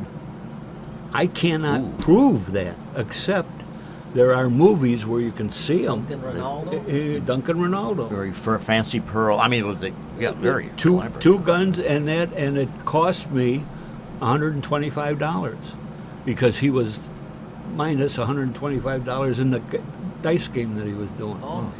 And that's how I got. Go find DNA on I had them. quite a few guns from those people. Wow. That was when you could travel around with them, and nobody cared. But I've still got that pair of Cisco's guns, and they are kind of my pets. They're neat. He a little story about them. They came with a belt full of bullets. And what they weren't solid lead. They were like shot shells. Oh yeah. And so that when he used these guns when he came in riding the horse, and of course they'd throw up balloons or whatever. Well, he couldn't hit them. He couldn't. And my son found out about them when he got older, and guess what? They disappeared. That's interesting. Makes me think a little bit, tying this somewhat to the 4th of July. Are they still making cap pistols for kids? I haven't seen them. Oh boy, I don't haven't know. seen And them. I don't think you can buy them anywhere. Maybe not even in the suburbs. I haven't seen caps. But they in were so big when years. we were. When I was a us were kid, I young. had all yeah. kinds of cap pistols. Rifle. I had a Winchester. Never heard of any great Caps. dangers Or a from cap Daisy. pistols. Remember Daisy BB I never guns? had a BB gun. My Oh, that dad could be a didn't believe in problem, that having a BB gun, but I did have cap pistols. There was a connection with Daisy and Henry Ford. Something about if you bought a Model T, you got a Daisy BB gun. Later on, if you bought a Daisy BB gun, you got a Model T. But I'm sure that was all fictitious. But How many injuries were there over the years from BB guns? Yeah. You know, people shooting like street lights, that kind of thing. what was that program, A Christmas Story from Oh, yeah. Hammond? Oh, yeah. Right. Yeah. Right. Yeah. No, I never. BB gun was something. And in I the way never of had. fireworks, can you still buy sparklers? Or Yeah, these in snaky Wisconsin things and that Indiana. crawl around? And they say they all generate a lot of heat and they're dangerous because of that, especially I sparklers. had a don't know what cousin. you can I had a buy. cousin when I was very little. A cousin from out of state, girl who was wearing shorts, and her leg was burned by a neighbor who wandered over to our family get together, and hell had a sparkler in his hand, and he's talking, and he's not, and leaned Oh, it down gee, and yeah, burned her leg with it. So. After that, my family was never keen on sparklers. I don't think we never had sparklers after that. Talk about BB Said it guns. was just Remember too they used to dangerous. have, or cap guns, they used to have them in rolls. Oh, sure. Remember, is that what they We look like? get Yeah. the roll Yeah, and you put get it a- on you the get a little concrete and hit it with a cardboard box. hammer. Yeah. You know, a cardboard box. There'd be 5 rolls of Right. caps inside We used of to that little we used to box. put them on the old Green Hornet and on the tracks. Streetcars, right. Yeah, and see if the streetcars would Explode them. explode them. Yeah, yeah. What we used to do is get streetcars and we wedge a quarter between the wheel and the track, and they couldn't get over it. Yeah. And they ended up spinning the wheel. And Oh, I didn't know that. We used to put I think it was pennies, Pennies, or something. Yeah, and- sure. Yeah. I've They seen could be flat- flattened. Yeah. I've seen flattened pennies. Yeah, You know. right. Yeah. Yeah. But if you wedge it in, they can't overcome that because it's wedged in. Oh, yeah. Strange. And if they had caught you, they would have wedged you in. That's right. Probably charges for the rail when they put them. Fewer and fewer of us over the years are left with memories of streetcars. Yeah, I never Yeah. saw a streetcar Before your until time, John, until yeah, I went yeah. to Toronto, Canada. First Oh, time I okay. ever saw a Out in the city. streetcar was in Okay. Toronto. No, they were gone from Chicago by Yeah. the time. I Actually, was there's a couple left. Do you ever go to the Illinois Railway Museum? Oh, Oh, yeah. I've seen them in Yeah, yeah, yeah, yeah. museums. Yeah, Right. museums. Yeah. But Right. not But actually. they were gone by the late rolling. 50s in the city. We had 59, I think. streetcar rail. We had the the brick and rails on Laramie Avenue in Right. Cicero. When I was a kid, but they were no longer running. There were no longer any Right. streetcar. I remember asking my But dad, that you know, was- what is that that? was the old, Tell me what it was. West Town's streetcars. Because when they got rid of them, they started getting buses where Riza Ford is now. That's- Okay. They had them all in a big pile and they burned them all. Oh God. No one thinks about how, No. 20 or 50 years from now, people would want these things as collector's items. Right. nobody thinks that far ahead. But at the unfortunately. Railway Museum, you could ride them. And Yeah, I've ridden them at that Union Right. Union Railway Museum. They- And I they've also got saw that them in museum up near me in Baraboo, right outside of Baraboo. Right. That's a big ride, especially during Christmas. East Troy? East Troy, Muckwonago, No, I think that is? no, Yeah. Freedom, North Freedom. North Freedom. Yeah, and you can hear them. It's really, really kind of neat in the winter. You can hear them. It's a ways away from me, but you can hear the bells and the sirens Right. and the horns, and it's really neat. I rode a streetcar when I rode it in Toronto, and then some years later I was in New Orleans, and they still have they streetcars. still have them. And that's where the streetcar named Desire was. And I rode the one main line from downtown New Orleans to the end of the line, which is really out in the middle of nowhere. Right. And then I took it back into town. But I saw the statue of Robert E. Lee. It went right back to the statue of Robert E. Lee, which was recently removed. The big story about how they're removing all those statues of Southern generals. So I took a picture of this. It was on the top of a pillar, tall pillar, and his statue on top of it. And the streetcar went right by it. So Right. I remember seeing that, and it was in the news a month or so ago when they were removing all of those. We went past Alice Faye's home. Alice Faye was married? she was married to Phil Harris, Phil Harris, the that's band right. leader Oh, on, yeah, yeah, on yeah. Jack Benny. Sure. Right. And They he were was good. from the South. Yeah, And apparently, I think he had died by that point, but she was still alive. And her house, she had big American flag. Remember, they pointed out where her house was, the conductor, because there were a lot of tourists. I was there for a convention, and he pointed out Alice Faye's home, huge American flag flying from the, like a Southern mansion. I mean, Right. it looked like something from Gone with the Wind, except it wasn't out in the country; it was in the city. But the pillars in front, beautiful home. There's So- another South Elgin Trolley Museum, Right. and that runs along the Fox. And in the fall, it's nice because it goes through the trees along the Fox Oh. River. In Elgin or in South Elgin. South It's on, Elgin. I think it's on. What's the one on the west side? 31 Route 31. Could or be 25. Could be. Yeah, that could be 31. Yeah, I think it is 31. Yeah. Very we good had a knowledge kid of that used to. Well, he's not a kid anymore, of course. That used to ride with us in the squad, Richie Heinlein, and he's very, very interested in this union and all these the old streetcars and Right. buses and that, and he's very active out there in that union place. It's kind of interesting because usually, well, not usually, but fire fans and rail fans seem to go together, are intertwined. Well, John, you're saying that you never saw him in the city and that. No. That's showing my age because that's how we got back and forth Right. to Tough. different places, and especially Belmont and Western, Riverview. And- We'd go right Right. down there, and that was the only place that my folks would let us go, and there had to be half a dozen of us Right. yeah. go and ride alone. Yeah.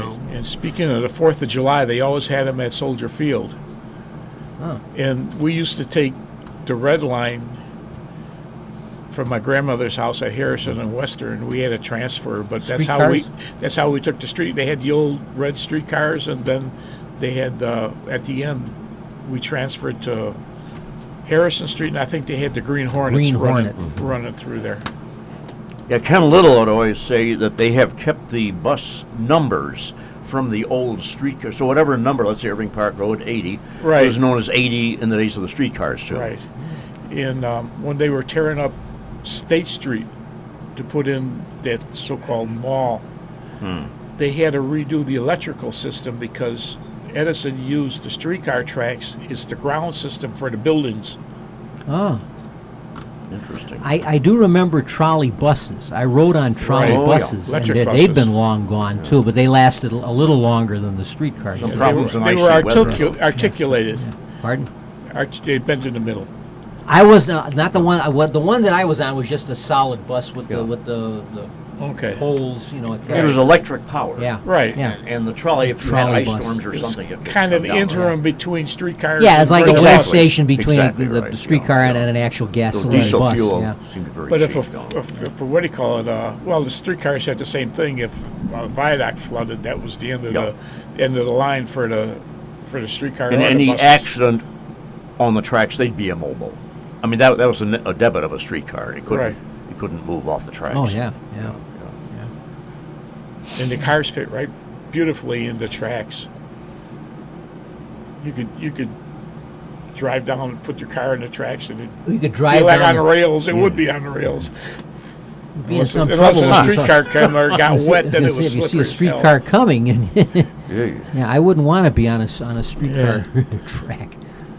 That's the trouble with a light at the end of the tunnel. Might be a train coming. Well, we mentioned, you mentioned we were talking about Martin Landau. You talk about things that have bygone. You mentioned about Midway Airport, and that's one of my favorite scenes. That movie was, I think, North by Northwest was made in 1959. That sounds And right. and in it, Cary Grant is when he's at the airport, he goes to buy a ticket, and he just walks up to the gate, walks up to the stand, buys his ticket, and he and Leo G. Carroll walk out and get on the plane. Right. No security, no Right. metal Right, detectors, right. no guards. I Right. mean, and you think that's how it was in this country for in our life, certainly when we Sure. were kids, Yeah. and until relatively recently, Right. you went and bought a ticket, you got on the plane. That was it. No. Speaking of Midway Airport, when it was Chicago Municipal Airport, yes. it had railroad tracks running right through the middle of it, diagonally. Oh, sure. And they I had- think the sign was. I think they still had the sign that said Chicago Municipal Airport. Right. I remember seeing that, even though it was the name of it was Midway. Right. But I remember seeing that sign on the Might have been engraved on the terminal. Yeah, on the terminal building. yeah. I remember And seeing that later- Chicago Municipal Airport. The terminal building became the International Building, which was from Mexico and Canada. Sure. Trans-Canada Mexicana. That's where the international, and it was just, but I mean, people would go out there and just watch the planes come in and go out. Oh, we did that. We did. And when I was growing up, my dad would take us out on a summer evening, and you'd park there and just watch the DC-3s and Right. the constellations Right. coming in. The thing that I remember is on the one corner, there was this big sign that said Chicago Midway Airport, and then above it, there was another sign that said the world's busiest airport. Right. I mean, that was for most of my childhood. That's the world. Richard J. Daley, Mayor. Oh yeah, and absolutely right. Yeah, right. Right. And with his signature, Right. Richard J. Yeah, Daley, Mayor. And there's one thing that was there then that is still there now. It's called the White Castle at 63rd and Cicero. Really? It's still there. Because we would go there and get a bunch of them and go by the Sliders. International Building and have White Castle hamburgers. And the only thing my dad would do is he didn't want us to drink all the pop first. So he put them with a hood on the car, and by the time we got down, all the Cokes were warm. Have any of you found that the current White Castles come close to capturing the taste we remember? Yes. I don't. Maybe I'm going to the wrong White Castle. Maybe you should order extra onion. I don't know. They Well, what's your secret, Don? they taste the same as I remember. Well, that's Remember, good. I think they were 7 cents the first time I remember them. And They're they up to have 75 other, cents now. they have other stuff, but they cooked them the same way. Yeah, with the little holes in the meat. Right. Yeah. But they still, and that's mean the they don't reason I go quite do back it. there is, The pickle's important. Yeah. yeah. Enough onion. But the reason the holes is so they didn't have to flip them. I think so. They Get put the steam in there. They or put the something, pickle yeah, on it, and they yeah. put the buns on it, and then they just And you actually remember when they were only 7 cents. To me, they were Yes. like 10 or 15. I remember it we would dying. go I don't know if I remember to seeing it. I remember it dying. where was it? It was out west, Mannheim, and there was just before you got to O'Hare. They're still there, and then Cicero or Harlem, Ogden and Harlem. It's been That was there for years too. Harlem and Belmont has had one. Oh, there's still a White Castle Right, at Ogden right. and Harlem. And Yeah, now that's you still- got right. one at Yeah. Cermak and Cicero. Hmm. McDonald's or White Castle, Yes, yes. and they're yeah. going to open a Harbor Freight there soon. What kind of a place is Harbor Freight? Discount tool place. Oh, This oh. goes- Maybe they have craftsman tools. Do you remember No. Prince Castle? Yes. I remember when Really on don't. Ogden Avenue we had White Castle and Prince And Castle. how do they compare? Well, White Castle, of course, they called. I remember I had my secretary at the town always called it the porcelain room. That was her term for White Castle, the porcelain room, because of that white porcelain Right. facade and interior was Right. white on the Okay. inside. Prince Castle was it was a castle, but it was natural color. It was stone. It looked like real stone. Tannish or Right. Yeah, yellowish? yeah, it was Yeah. brown, tan, light tan brown, but Yeah. it looked Right. like real. It was made to look like the real stone wall Right. of the castle. Okay. Whereas White Castle was that But white, they s- shiny white. Yeah. They sold ice cream and hamburgers. Milkshakes. I and remember milkshake. they- 1 in a milkshake. million milkshakes. Yeah, that was the big thing with Prince Castle. Is that it seemed to be that they had better milkshakes. That was the drawing. And they're gone. Their history now. Oh, for yeah. Yeah, This yeah. is I'm talking in the 50s, maybe the early 60s. Wow. They've Right. been gone for a long Right. time. Yeah. But there were a number of Prince Castles. Right. There was the last one I remember was by Westlake Hospital in Melrose Park on Lake Street, I think it was. But I imagine, I don't know if they got into a lawsuit when they, for White Castle, but apparently Prince Castle was thought to be different enough that it wasn't an infringement Right, on. right. and it didn't last very long that I can remember. But they never, as long as I remember, they had white or some kind of white palace on the west side of or south side of Chicago, and they were kind of a takeoff of White Castle. But White Palace, White Cat. Yeah, Yeah. I could see where they'd sue on that. That would be. But they had a little everything. But I remember White Castle. All they had was hamburgers. Yeah. That's about it. Maybe a shake. And milkshakes And fries. pies they had. Yeah. And now they got a little everything. Now you can get breakfast there, for gosh sakes, 24 hours a day. And the breakfasts aren't bad. Have to try that. But and they were always open 24 hours.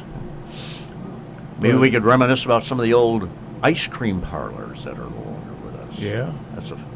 Ever since you could start putting your ice cream in your home freezer rather than carrying Right. it home in a little container from the grocery But I store. remember Prince Castle, you could get a block of frozen strawberries. Oh. And those were the best strawberries. You buy some ice cream and let the strawberries, Wow. and you make, Sounds terrific. make sundaes. But it was, I remember they had the milkshakes, and then they had something called a blizzard. That It sounds was- familiar. It was That like sounds sherbet and 7-Up and some other stuff, but it was pretty good. There used to be one on North Avenue in Oak Park for a while. But I remember them. What's that Yeah. drink with root beer and ice cream? You remember on Roosevelt? Black Cow. Black Cow, Yeah, right. I don't see much of that anymore. And then there was, remember on Roosevelt, Kings and Queens? It was in Berwyn around Home Avenue for quite a while. They had a big fire there. Kings and Queens. Yeah. That I miss that. that doesn't ring a Strange bell. name. People who worked there, were originally in Roosevelt pizzas now. Pete's hot dog stand. I don't travel Roosevelt Road much. It's just, it's not far from where I live in Cicero, but Roosevelt Road always strikes as being so congested that I just don't travel Roosevelt unless I actually have. Further west, I will. But Yeah. in Cicero, Berwyn, I almost never drive down Roosevelt Road. I mean, once or twice a year, maybe I have occasion to Well, go I've down. lived there, since 55. If you're close to Roosevelt. Right. I live on the other end of.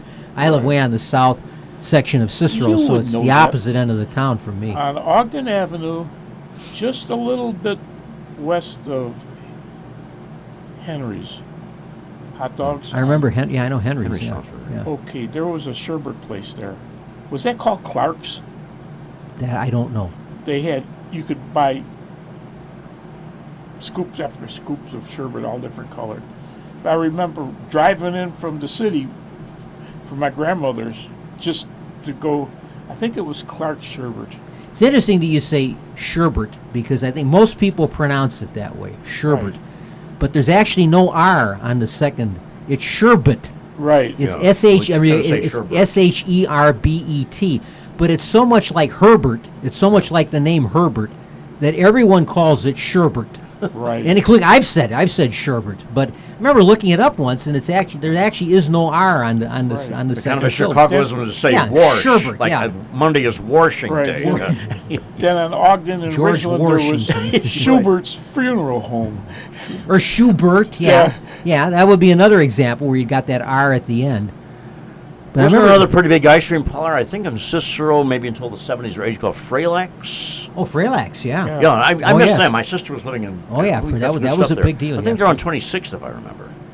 Yeah, and there's Not there's, Cermak. I think so. Yeah. I think there's so. one Yeah. in Forest Park on Madison, just off of Circle Avenue. It used to be an old theater. It's called the Brown Cow, and that's pretty good. Interesting name. Well, you still have that ice cream emporium in Oak Park on Peterson's, perhaps? Peterson's. Yeah, I know it was a But they've cut way back. I know it was a multi-syllable name. Yeah, Peterson's. It's yeah. pretty much only a takeout I place went now, to if I school with remember. one of the kids. Peterson's. Yeah, we But used to be able to go in there and get a sandwich. Yeah, but I don't think yeah, they I had. I must- remember no, going there no, once and getting no, a it's sandwich. They like had quarter one the size, on Lake Street and around Humphrey, and now they've got one at Marion and Chicago Avenue, but it's not the same family. My niece used to work there. And, Yeah, Peterson's. Yeah. I was in there a couple. I remember they had good sandwiches. Oh, yeah. And but Very as I hot say, now fudge it- sundaes, Now but- it's and the just a sandwiches. shadow of what it was. Yeah, yeah. And there was, and nobody ever remembers it. I think it was around 55th or 63rd in Central. There was a guy that roasted peanuts, and that's all he did for a living. He had like a flower house, a hot house, and he roasted and he would sell peanuts by the bag. Yeah. And no, I can't ever remember I think anybody more of those. remembering that. Wow. I remember Midway Airport used to be owned by the school district, Chicago School District. See, remember There was a hearing. grammar school on the site. Yeah. And there was a grammar Hearing school them. right, Yeah. and Yeah. how Middle no Illinois. planes ever hit that thing, I don't know. It was on 63rd Street, Chicago Midway. and I think They finally expanded the airport and got rid of the tracks. no, and the school. airport's never been expanded. It's been one On the same square block, same square mile. square mile, yeah. Yeah, yeah. But Just like they took the tracks out eventually. yeah, that was, and they had a time. It was probably the only one I can remember. Was probably Chicago Belt Railway, which is still in business. I found out the hard way because I was going down Archer Avenue trying to get to Harlem, and they got the whole street closed because they were redoing the tracks. Remember, they used to have Chicago Helicopter Airways. I remember Right. those. Used Remember to that go was between the the sign. airports. You would see that on one of the hangars. Chicago Helicopter Airways. To go from Midway to the Loop, I guess, perhaps. yeah, to the Midway to the Loop and Yeah. Meigs Field. Yeah. Oh, Meigs Field. Yeah. Midfield. Yeah. Actually, they had an airline that went from Meigs Field. It was a little one. I don't think it was a DC-3, but it was a little one. Went from Meigs Field to the went Sears from Tower. Meigs Field to Midway and O'Hare. And I came in from Detroit, so Yeah. I don't know how I ended up landing at Meigs Field. Well, That's been gone about 15 years now. That's Sorry. another Yeah, example. I yeah. mean, how, in Chicago, you don't have to bother with legislation. No. People vote, and the mayor just gets up one night and says, tear out the airport, and it's done. I mean, you cut out all the middle. In any That's other right. city, people would have to go through the trouble kind of of due voting process, on it, maybe, yeah. or the legislature, the alderman, or and in Chicago, it's just you have this That's it. system where one man just says do it and it's done, and Right, it's but that was originally part of cut out all 33 and this- 34 World's Fairs, right? What was it? Northerly Island. Northerly Island, yeah. Right, Yeah, I think it was part of Built a few more. Burnham's grand plan. right. But I always thought that was a great. I always thought that was a great asset to the city, having this little I thought it airport was too. right on the lakefront. And apparently, a lot of people did, but the mayor was not one of them. So I don't know why. He wanted more parkland or Yeah. something. I remember I couldn't believe that they did that. Well, we're coming up on another break, ladies and gentlemen. Right. You've been listening to Meet the Chicago Historians. We thank you. We'll be right back.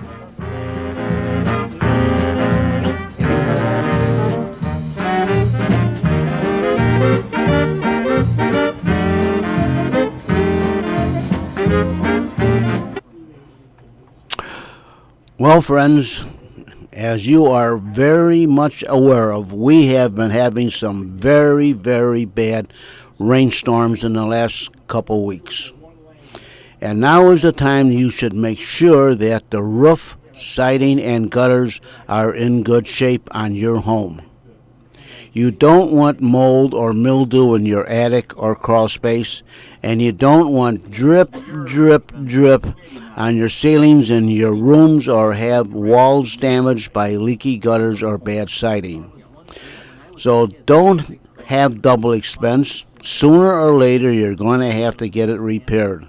So call Besh Brothers Roofing, Siding, and Gutters at area code 630-616-1359. Mike Besh will drive over in his shiny red truck with ladders on top. Mike will look over your roof, siding, and gutters and give you an estimate and go from there. So don't have double expense. Call Besh Brothers Roofing, Siding, and Gutters at area code 630-616-1359 for a free estimate. That's Besh Brothers Roofing, Siding, and Gutters at 630-616-1359. And listening to the weather report, it sounds like we're going to be getting more of that heavy rainfalls in the next few weeks. So make sure that your roof, siding, and gutters are in real good shape so you don't have double expense. Call Besh Brothers Siding, Roofing, and Gutters at area code 630-616-1359. Call today for a free estimate.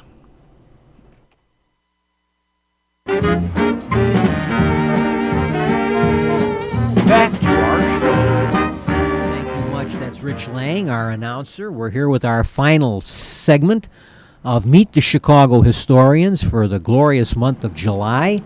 And we've done a couple of hours. We've talked about a variety of topics. So we've got our final 30-minute segment coming up here from the John DeVita Broadcast Center.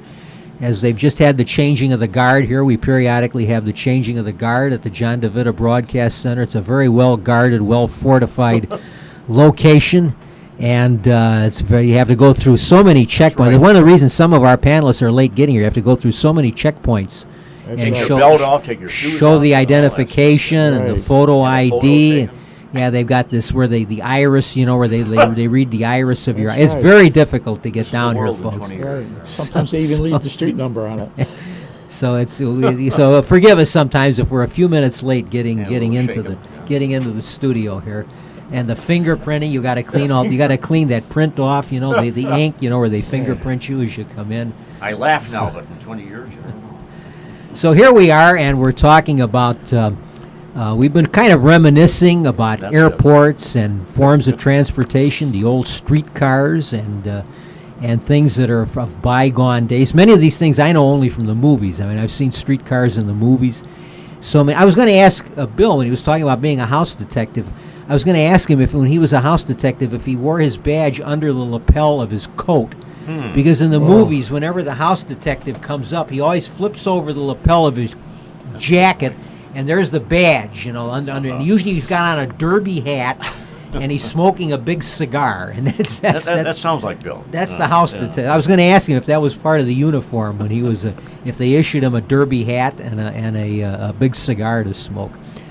So, well, we've talked about some of the news events. Are there any? There are three of us remaining. Bill had to leave, and of course we've said our host Jack Red Ryan is not here.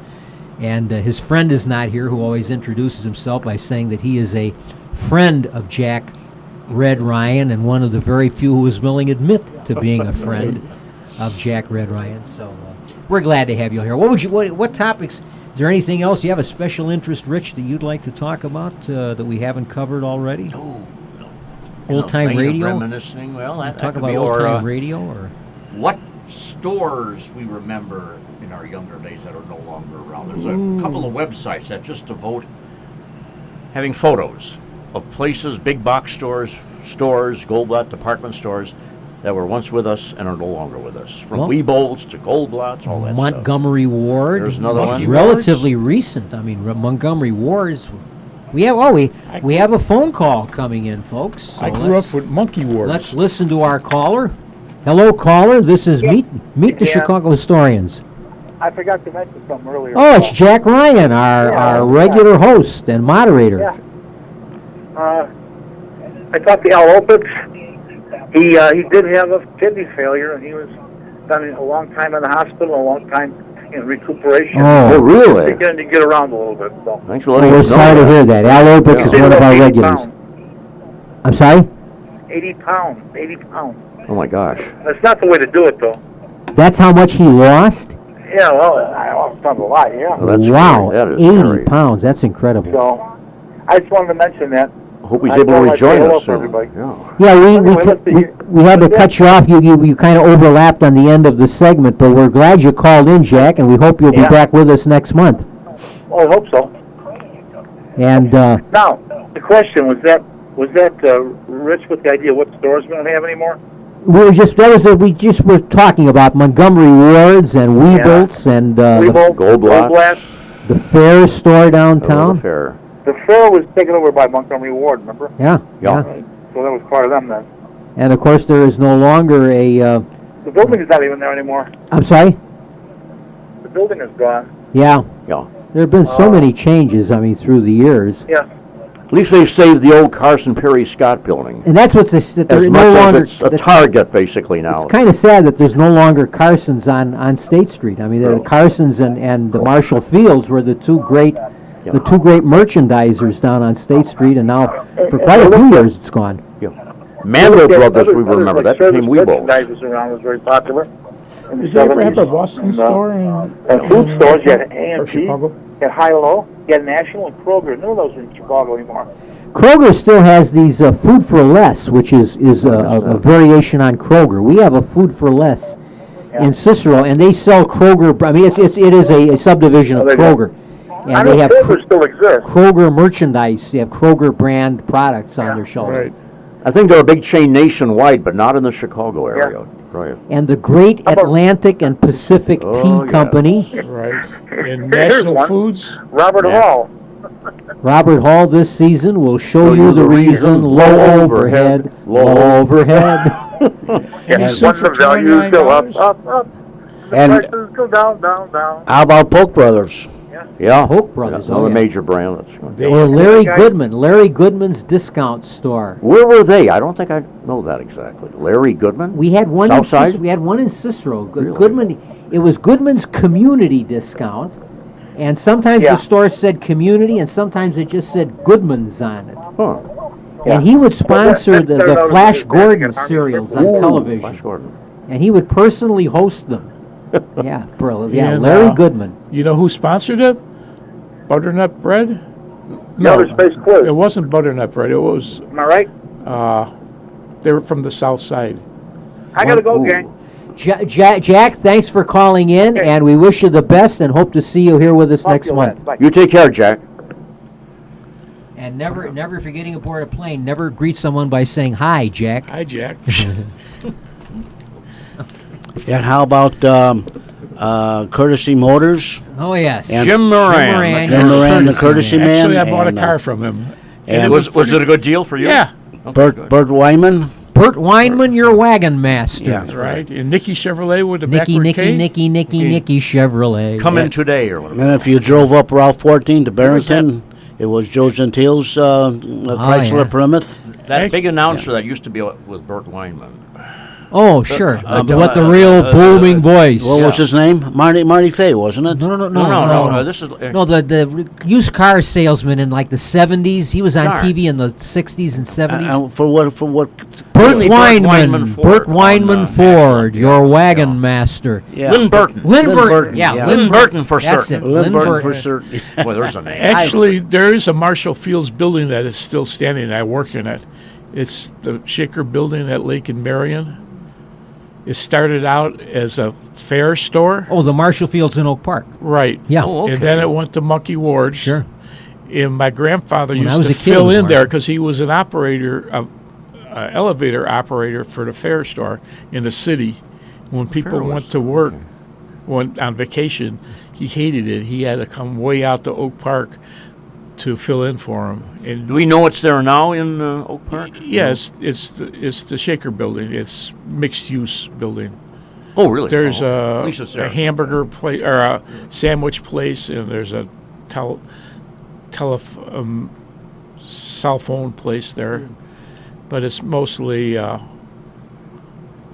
the top floor is their Shakers. They've got a big advertising agency. They do a lot of work with the Tribune. Another well-known business in the Chicago area, and they had a branch on Lake Street in Oak Park, was Crocs and Brentano's bookstore. That's right. That was the era Chicago of the bookstore, bookstore. God, I remember the first time I went into Crocs and Brentano's. I thought it was like going into paradise. I'd never seen a bookstore. Right. That was I that just was enormous. I couldn't believe that there was a bookstore as big as Crocs and the one downtown on Wabash. Yeah, I guess right, it was right. Wabash by the elevated train.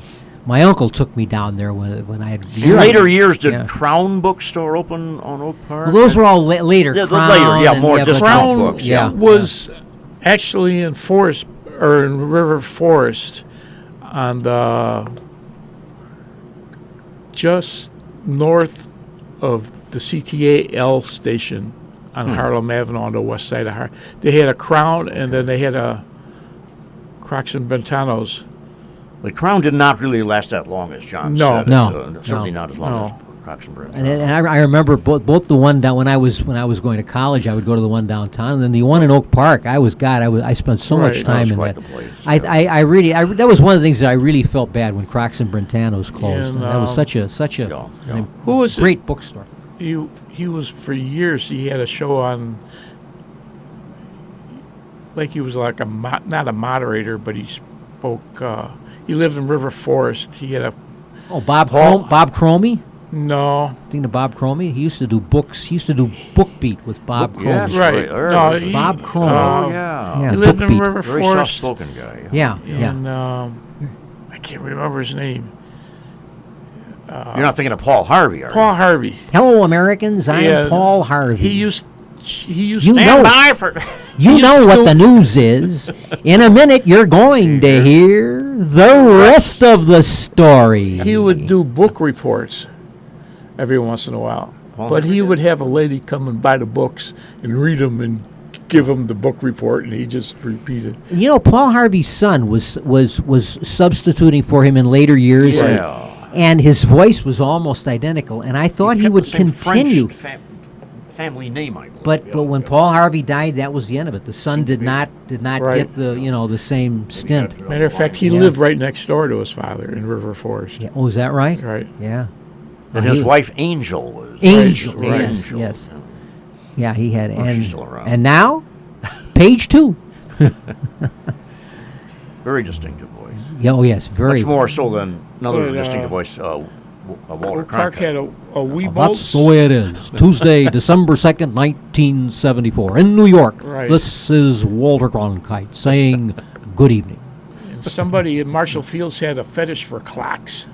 Clocks. Every Marshall Fields, I think, remember, had a Well, big they clock. had their nice clocks on the side. of the Right. building, And if we're going to do famous broadcasters, well, let's not forget David Brinkley, NBC News. And his partner, Chet Huntley. Back to you, Chet. Right. And I can remember the big newscaster on CBS just before Walter Cronkite began was Douglas Edwards. Douglas Edwards. Douglas Edwards. Did Yeah. 15 minutes of news. That's all you. The network needed. news was 15 minutes. When Cronkite took over the show, it was 15 minutes. For a while. Right. Yeah. And then in 1963, in the fall of 1963, they went to 30 minutes. And the first show, I think it was a Monday, the first show of the week that they went to 30 minutes, Walter Cronkite's guest on the new show was President John F. Kennedy. I see association here. Well, They were out in Hyannis. I think they were out in Hyannisport because he's sitting in an Adirondack chair. They're out on the veranda of the Hyannisport estate, and they were talking to him about Vietnam. And this is September of 1963, and of course none of us knew that John F. Kennedy had about 2 months left to live. Right. So, but I remember sitting there watching that interview with JFK, with Walter, and that was a big deal. 30 minutes. God, there's going to be half an hour of news. You know. not that many commercials in those days. No, Now they're on 24 God, hours a day. yeah. But think Plus that, some. Think that there was once 15 minutes was what Yeah, they that's allocated hard to for. believe. Well, for so in world. Chicago, they had, what? But remember, in those days, it was mainly like in the 50s. It was just he was just reading the news. There was no Right. there was no videotape. There was no True. satellites. There was That's a good point. Maybe they'd have film. Maybe they'd show you a little clip of film of something. But But you know, God nothing forbid like they what you do had. analysis. Yeah, it was just news. Essentially, he was sitting there. Maybe they'd flash still photos up in the background. I think they was like if he was talking about the president, they'd show Right. a picture of the president up there. But, But I remember when they had 15 minutes at 6, like and radio 9 with- o'clock or 10 o'clock. They did 15 minutes. And Of I don't local. ever remember morning news. Who was, sure, Fahey Flynn. he was in the morning? No, in the evening. was- 10, yeah. 10 o'clock was Fahey Flynn and P.J. Hoff. There was, 15 minutes, and that included news, weather, and sports. right. What's For the outlook, 15 PJ? minutes. What's the outlook, PJ? Well, Fahey, we're Mr. Yellen Cuss is here because the weather's looking kind of bad, Fahey. And we all remember, I think, Floyd Calber on NBC. Right. Oh, yes. He would start out or end this commentary with, some funny story. The Calber kicker, they call it. Is that it? Yeah. Yeah, the that sounds Calber good. kicker. That sounds good. And I only remember one of them was a man was driving down one of the highways when a police officer stopped him. He asked to see his driver's license, and he looked at it and said, "According to this, young man, you're supposed to be wearing eyeglasses." The man looked up at the officer and said, "Oh, don't worry, officer, I have contacts." To which the officer responded, "I don't care how many politicians you know at City Hall, you're still supposed to be wearing eyeglasses." That's the only That is- one I remember. I like that one. I like that. I don't care how many have politicians contacts, you know. But that was Floyd Believe it Calvin. or not, I got stopped for that because I was saying my guys were good enough that I could drive without glasses. So I got it. There's no restrictions on it now. But I'm driving along and the cop stopped me. And I took off my glasses. He says, "Why did you take off your glasses?" "Because I don't need them to drive." "Well, why did you have them on?" I said, "So I could see the dashboard." And he said, "Listen, you drive. Little things like you don't that. need those, you don't have any restrictions." So Some of us are old enough to remember the day when you got a driver's license as a youngster, it would specify if you could drive automatic or standard shift. right, Oh, wow. So a lot of us took our tests with standard shift so we wouldn't have this restriction. All right. Yeah. And they even had restrictions. Years A ago. right side mirror, And what's that? outside rear view mirror. How slow it took for cars to get that side view mirror on the right Right. side, passenger side. Or the spotlights. I can remember when many cars had the spotlight. Remember, my grandfather had a car with a spotlight. They're still With the legal. The handle and the Yeah. I guess it was. So you see, again in the old Look up movies, street numbers where on they're out dark in the middle of streets, yeah. nowhere, and they there's a sign and there's no street lights. So They Right. shine the Makes sense, spotlight on yeah. it. But one spotlight in Illinois is still legal. You can't shine it in anybody's eyes or anything like that. But you notice how many people are driving around now with their highlights or those driving lights along the bottom, Oh yes. and you yes. can't hardly see the things when they come towards They're you. like built into the cars in some cases. It's amazing to me too how it took a while for directional signals to either be perfected or technical. Can you imagine nowadays driving in typical traffic and trying to signal a left turn? Depending on hand signals. Yeah, stick your arm out the window. Yeah. And how long is that arm going to be there? Yeah, I remember. I remember you have to learn the hand signals, but you never used them. Right. I mean, you never used the hand signals. Wait, down was stop, up was right turn. My Yeah. dad bought a 53 Ford, and that was the first year Or it Didn't do much good after you were dark, a though. Nazi. Yeah. that they came standard with turn signals. Before then, or maybe it was 49. I or don't think they were 50. too common into the 50s. Right, turn early. signals, No, right. actually, I say Yeah. my dad had 53 Ford, and they had turn signals in it. Yeah.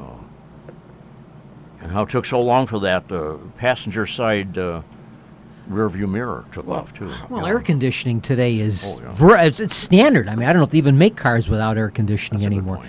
But when you think about it, in the 50s and 60s, very few cars had air conditioning. That was a luxury item. in You would those days. see them in the 60s every once. Yeah, by the 60s they Yeah. were started, but I can remember when cars you wouldn't even think of having an air conditioner. Or in a you car. could buy separate things you would attach to the dashboard. Oh yes, Yeah. or wings. Remember when No, cars knee had busters, wings? they called them.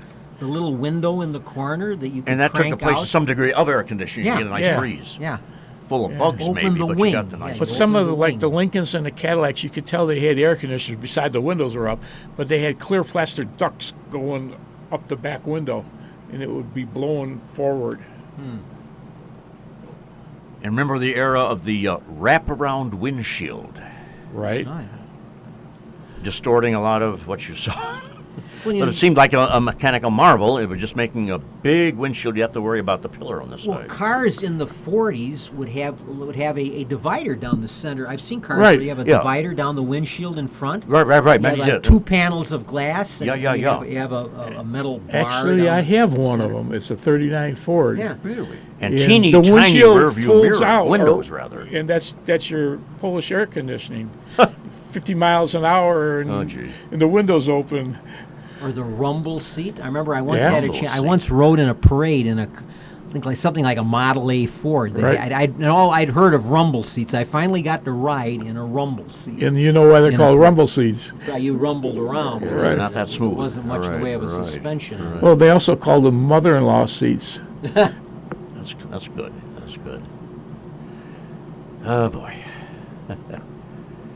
I remember the story about the fellow back when the Volkswagen. Remember when the Volkswagen first came out? There were all these jokes about the Volkswagen, the little bug. Right.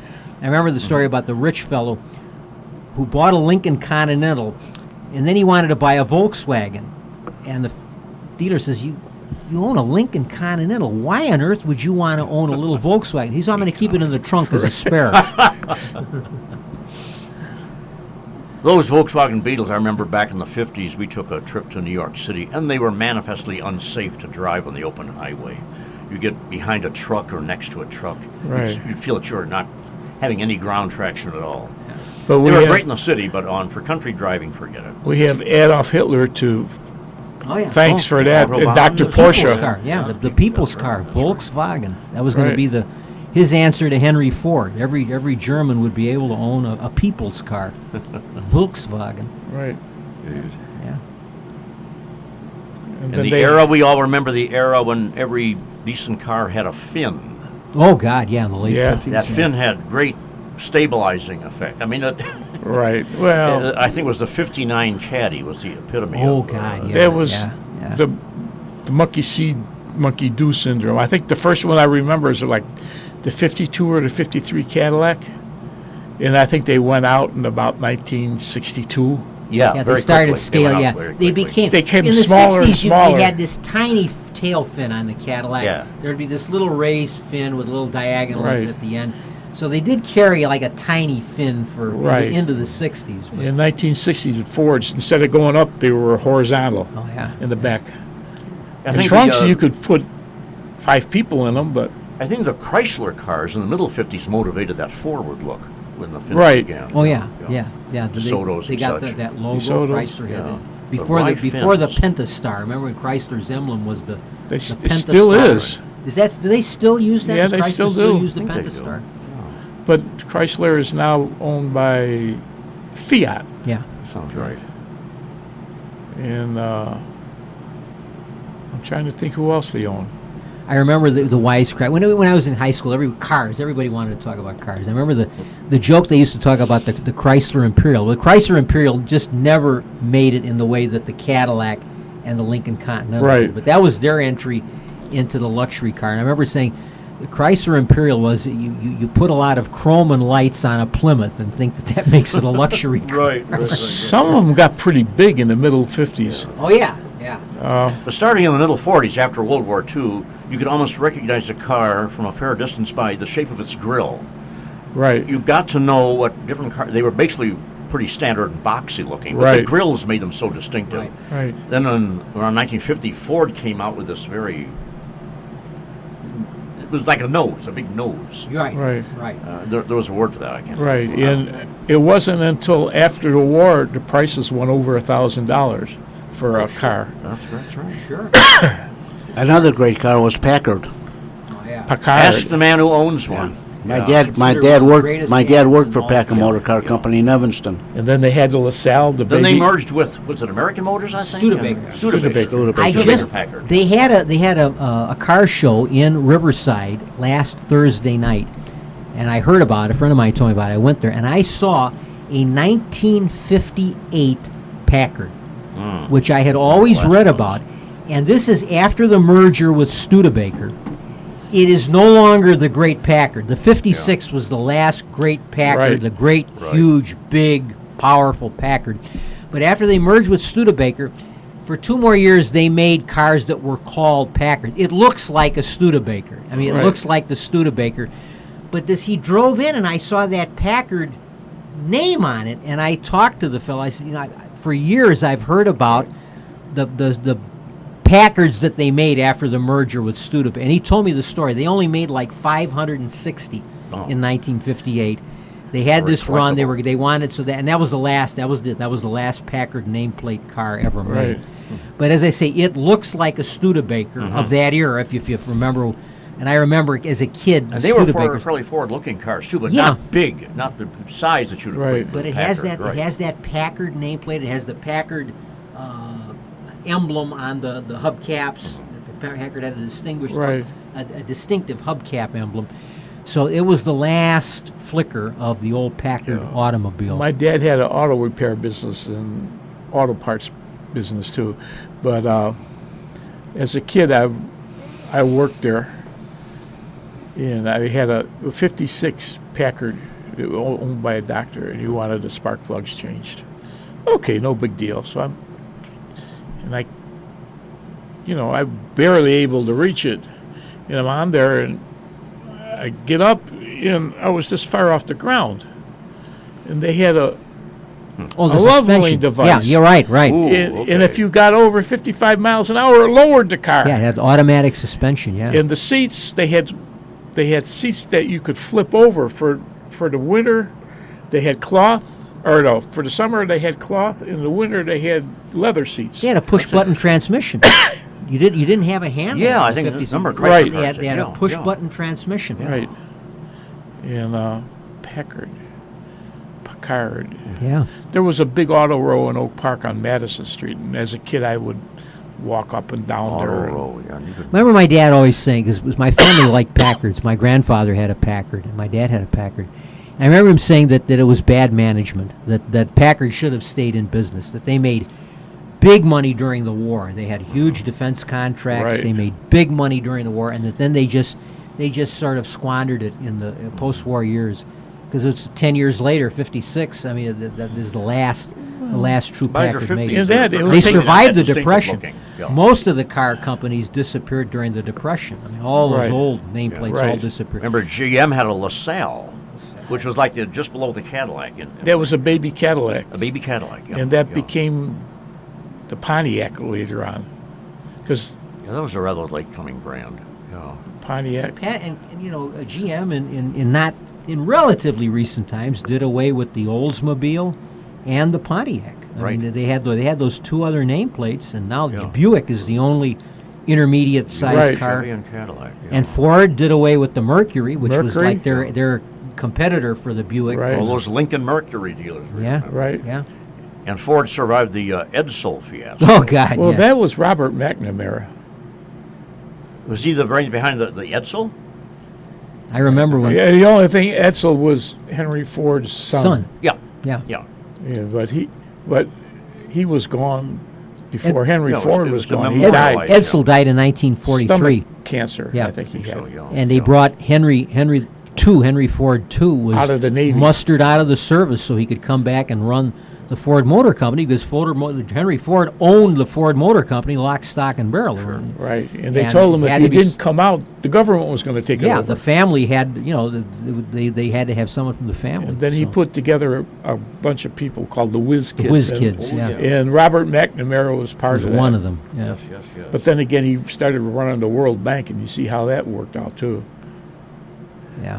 He became Secretary of Defense. He sponsored an airplane that was called the Flying Edsel. Remember the critics of it in Congress. He had this this horrible fighter. They called it the TFX, and it became the FB-111 bomber, which you may remember was involved in those bombings of Libya back in the 80s. right. But critics of it in Congress called it the Flying Edsel because it was McNamara's brainchild. And we all know. Well, we're coming to the end of our show, ladies and gentlemen. We hope you've enjoyed our July edition of Meet the Chicago Historians. We're here at the John DeVita Broadcast Center. Once again, our panelists are Don Peter? Rich Lang. and I'm John S. Kachoko, and we'll close with the words that Jack Ryan always says, and that is, remember, folks, that history is not just a book you keep on the bookshelf. Thanks for listening. We'll be back in August. Tally ho. In August month.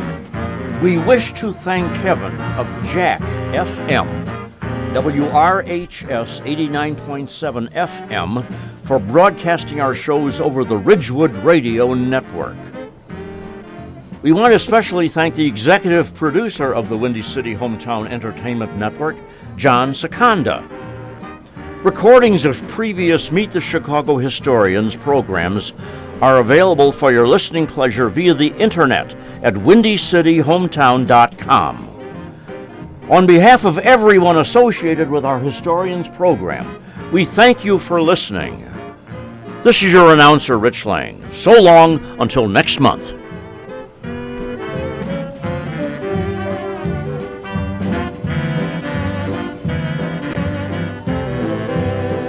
You've been listening to Meet the Chicago Historians from the John DeVita Broadcast Center on the Windy City Hometown Entertainment Network on Monday, July 17th, the year 2017.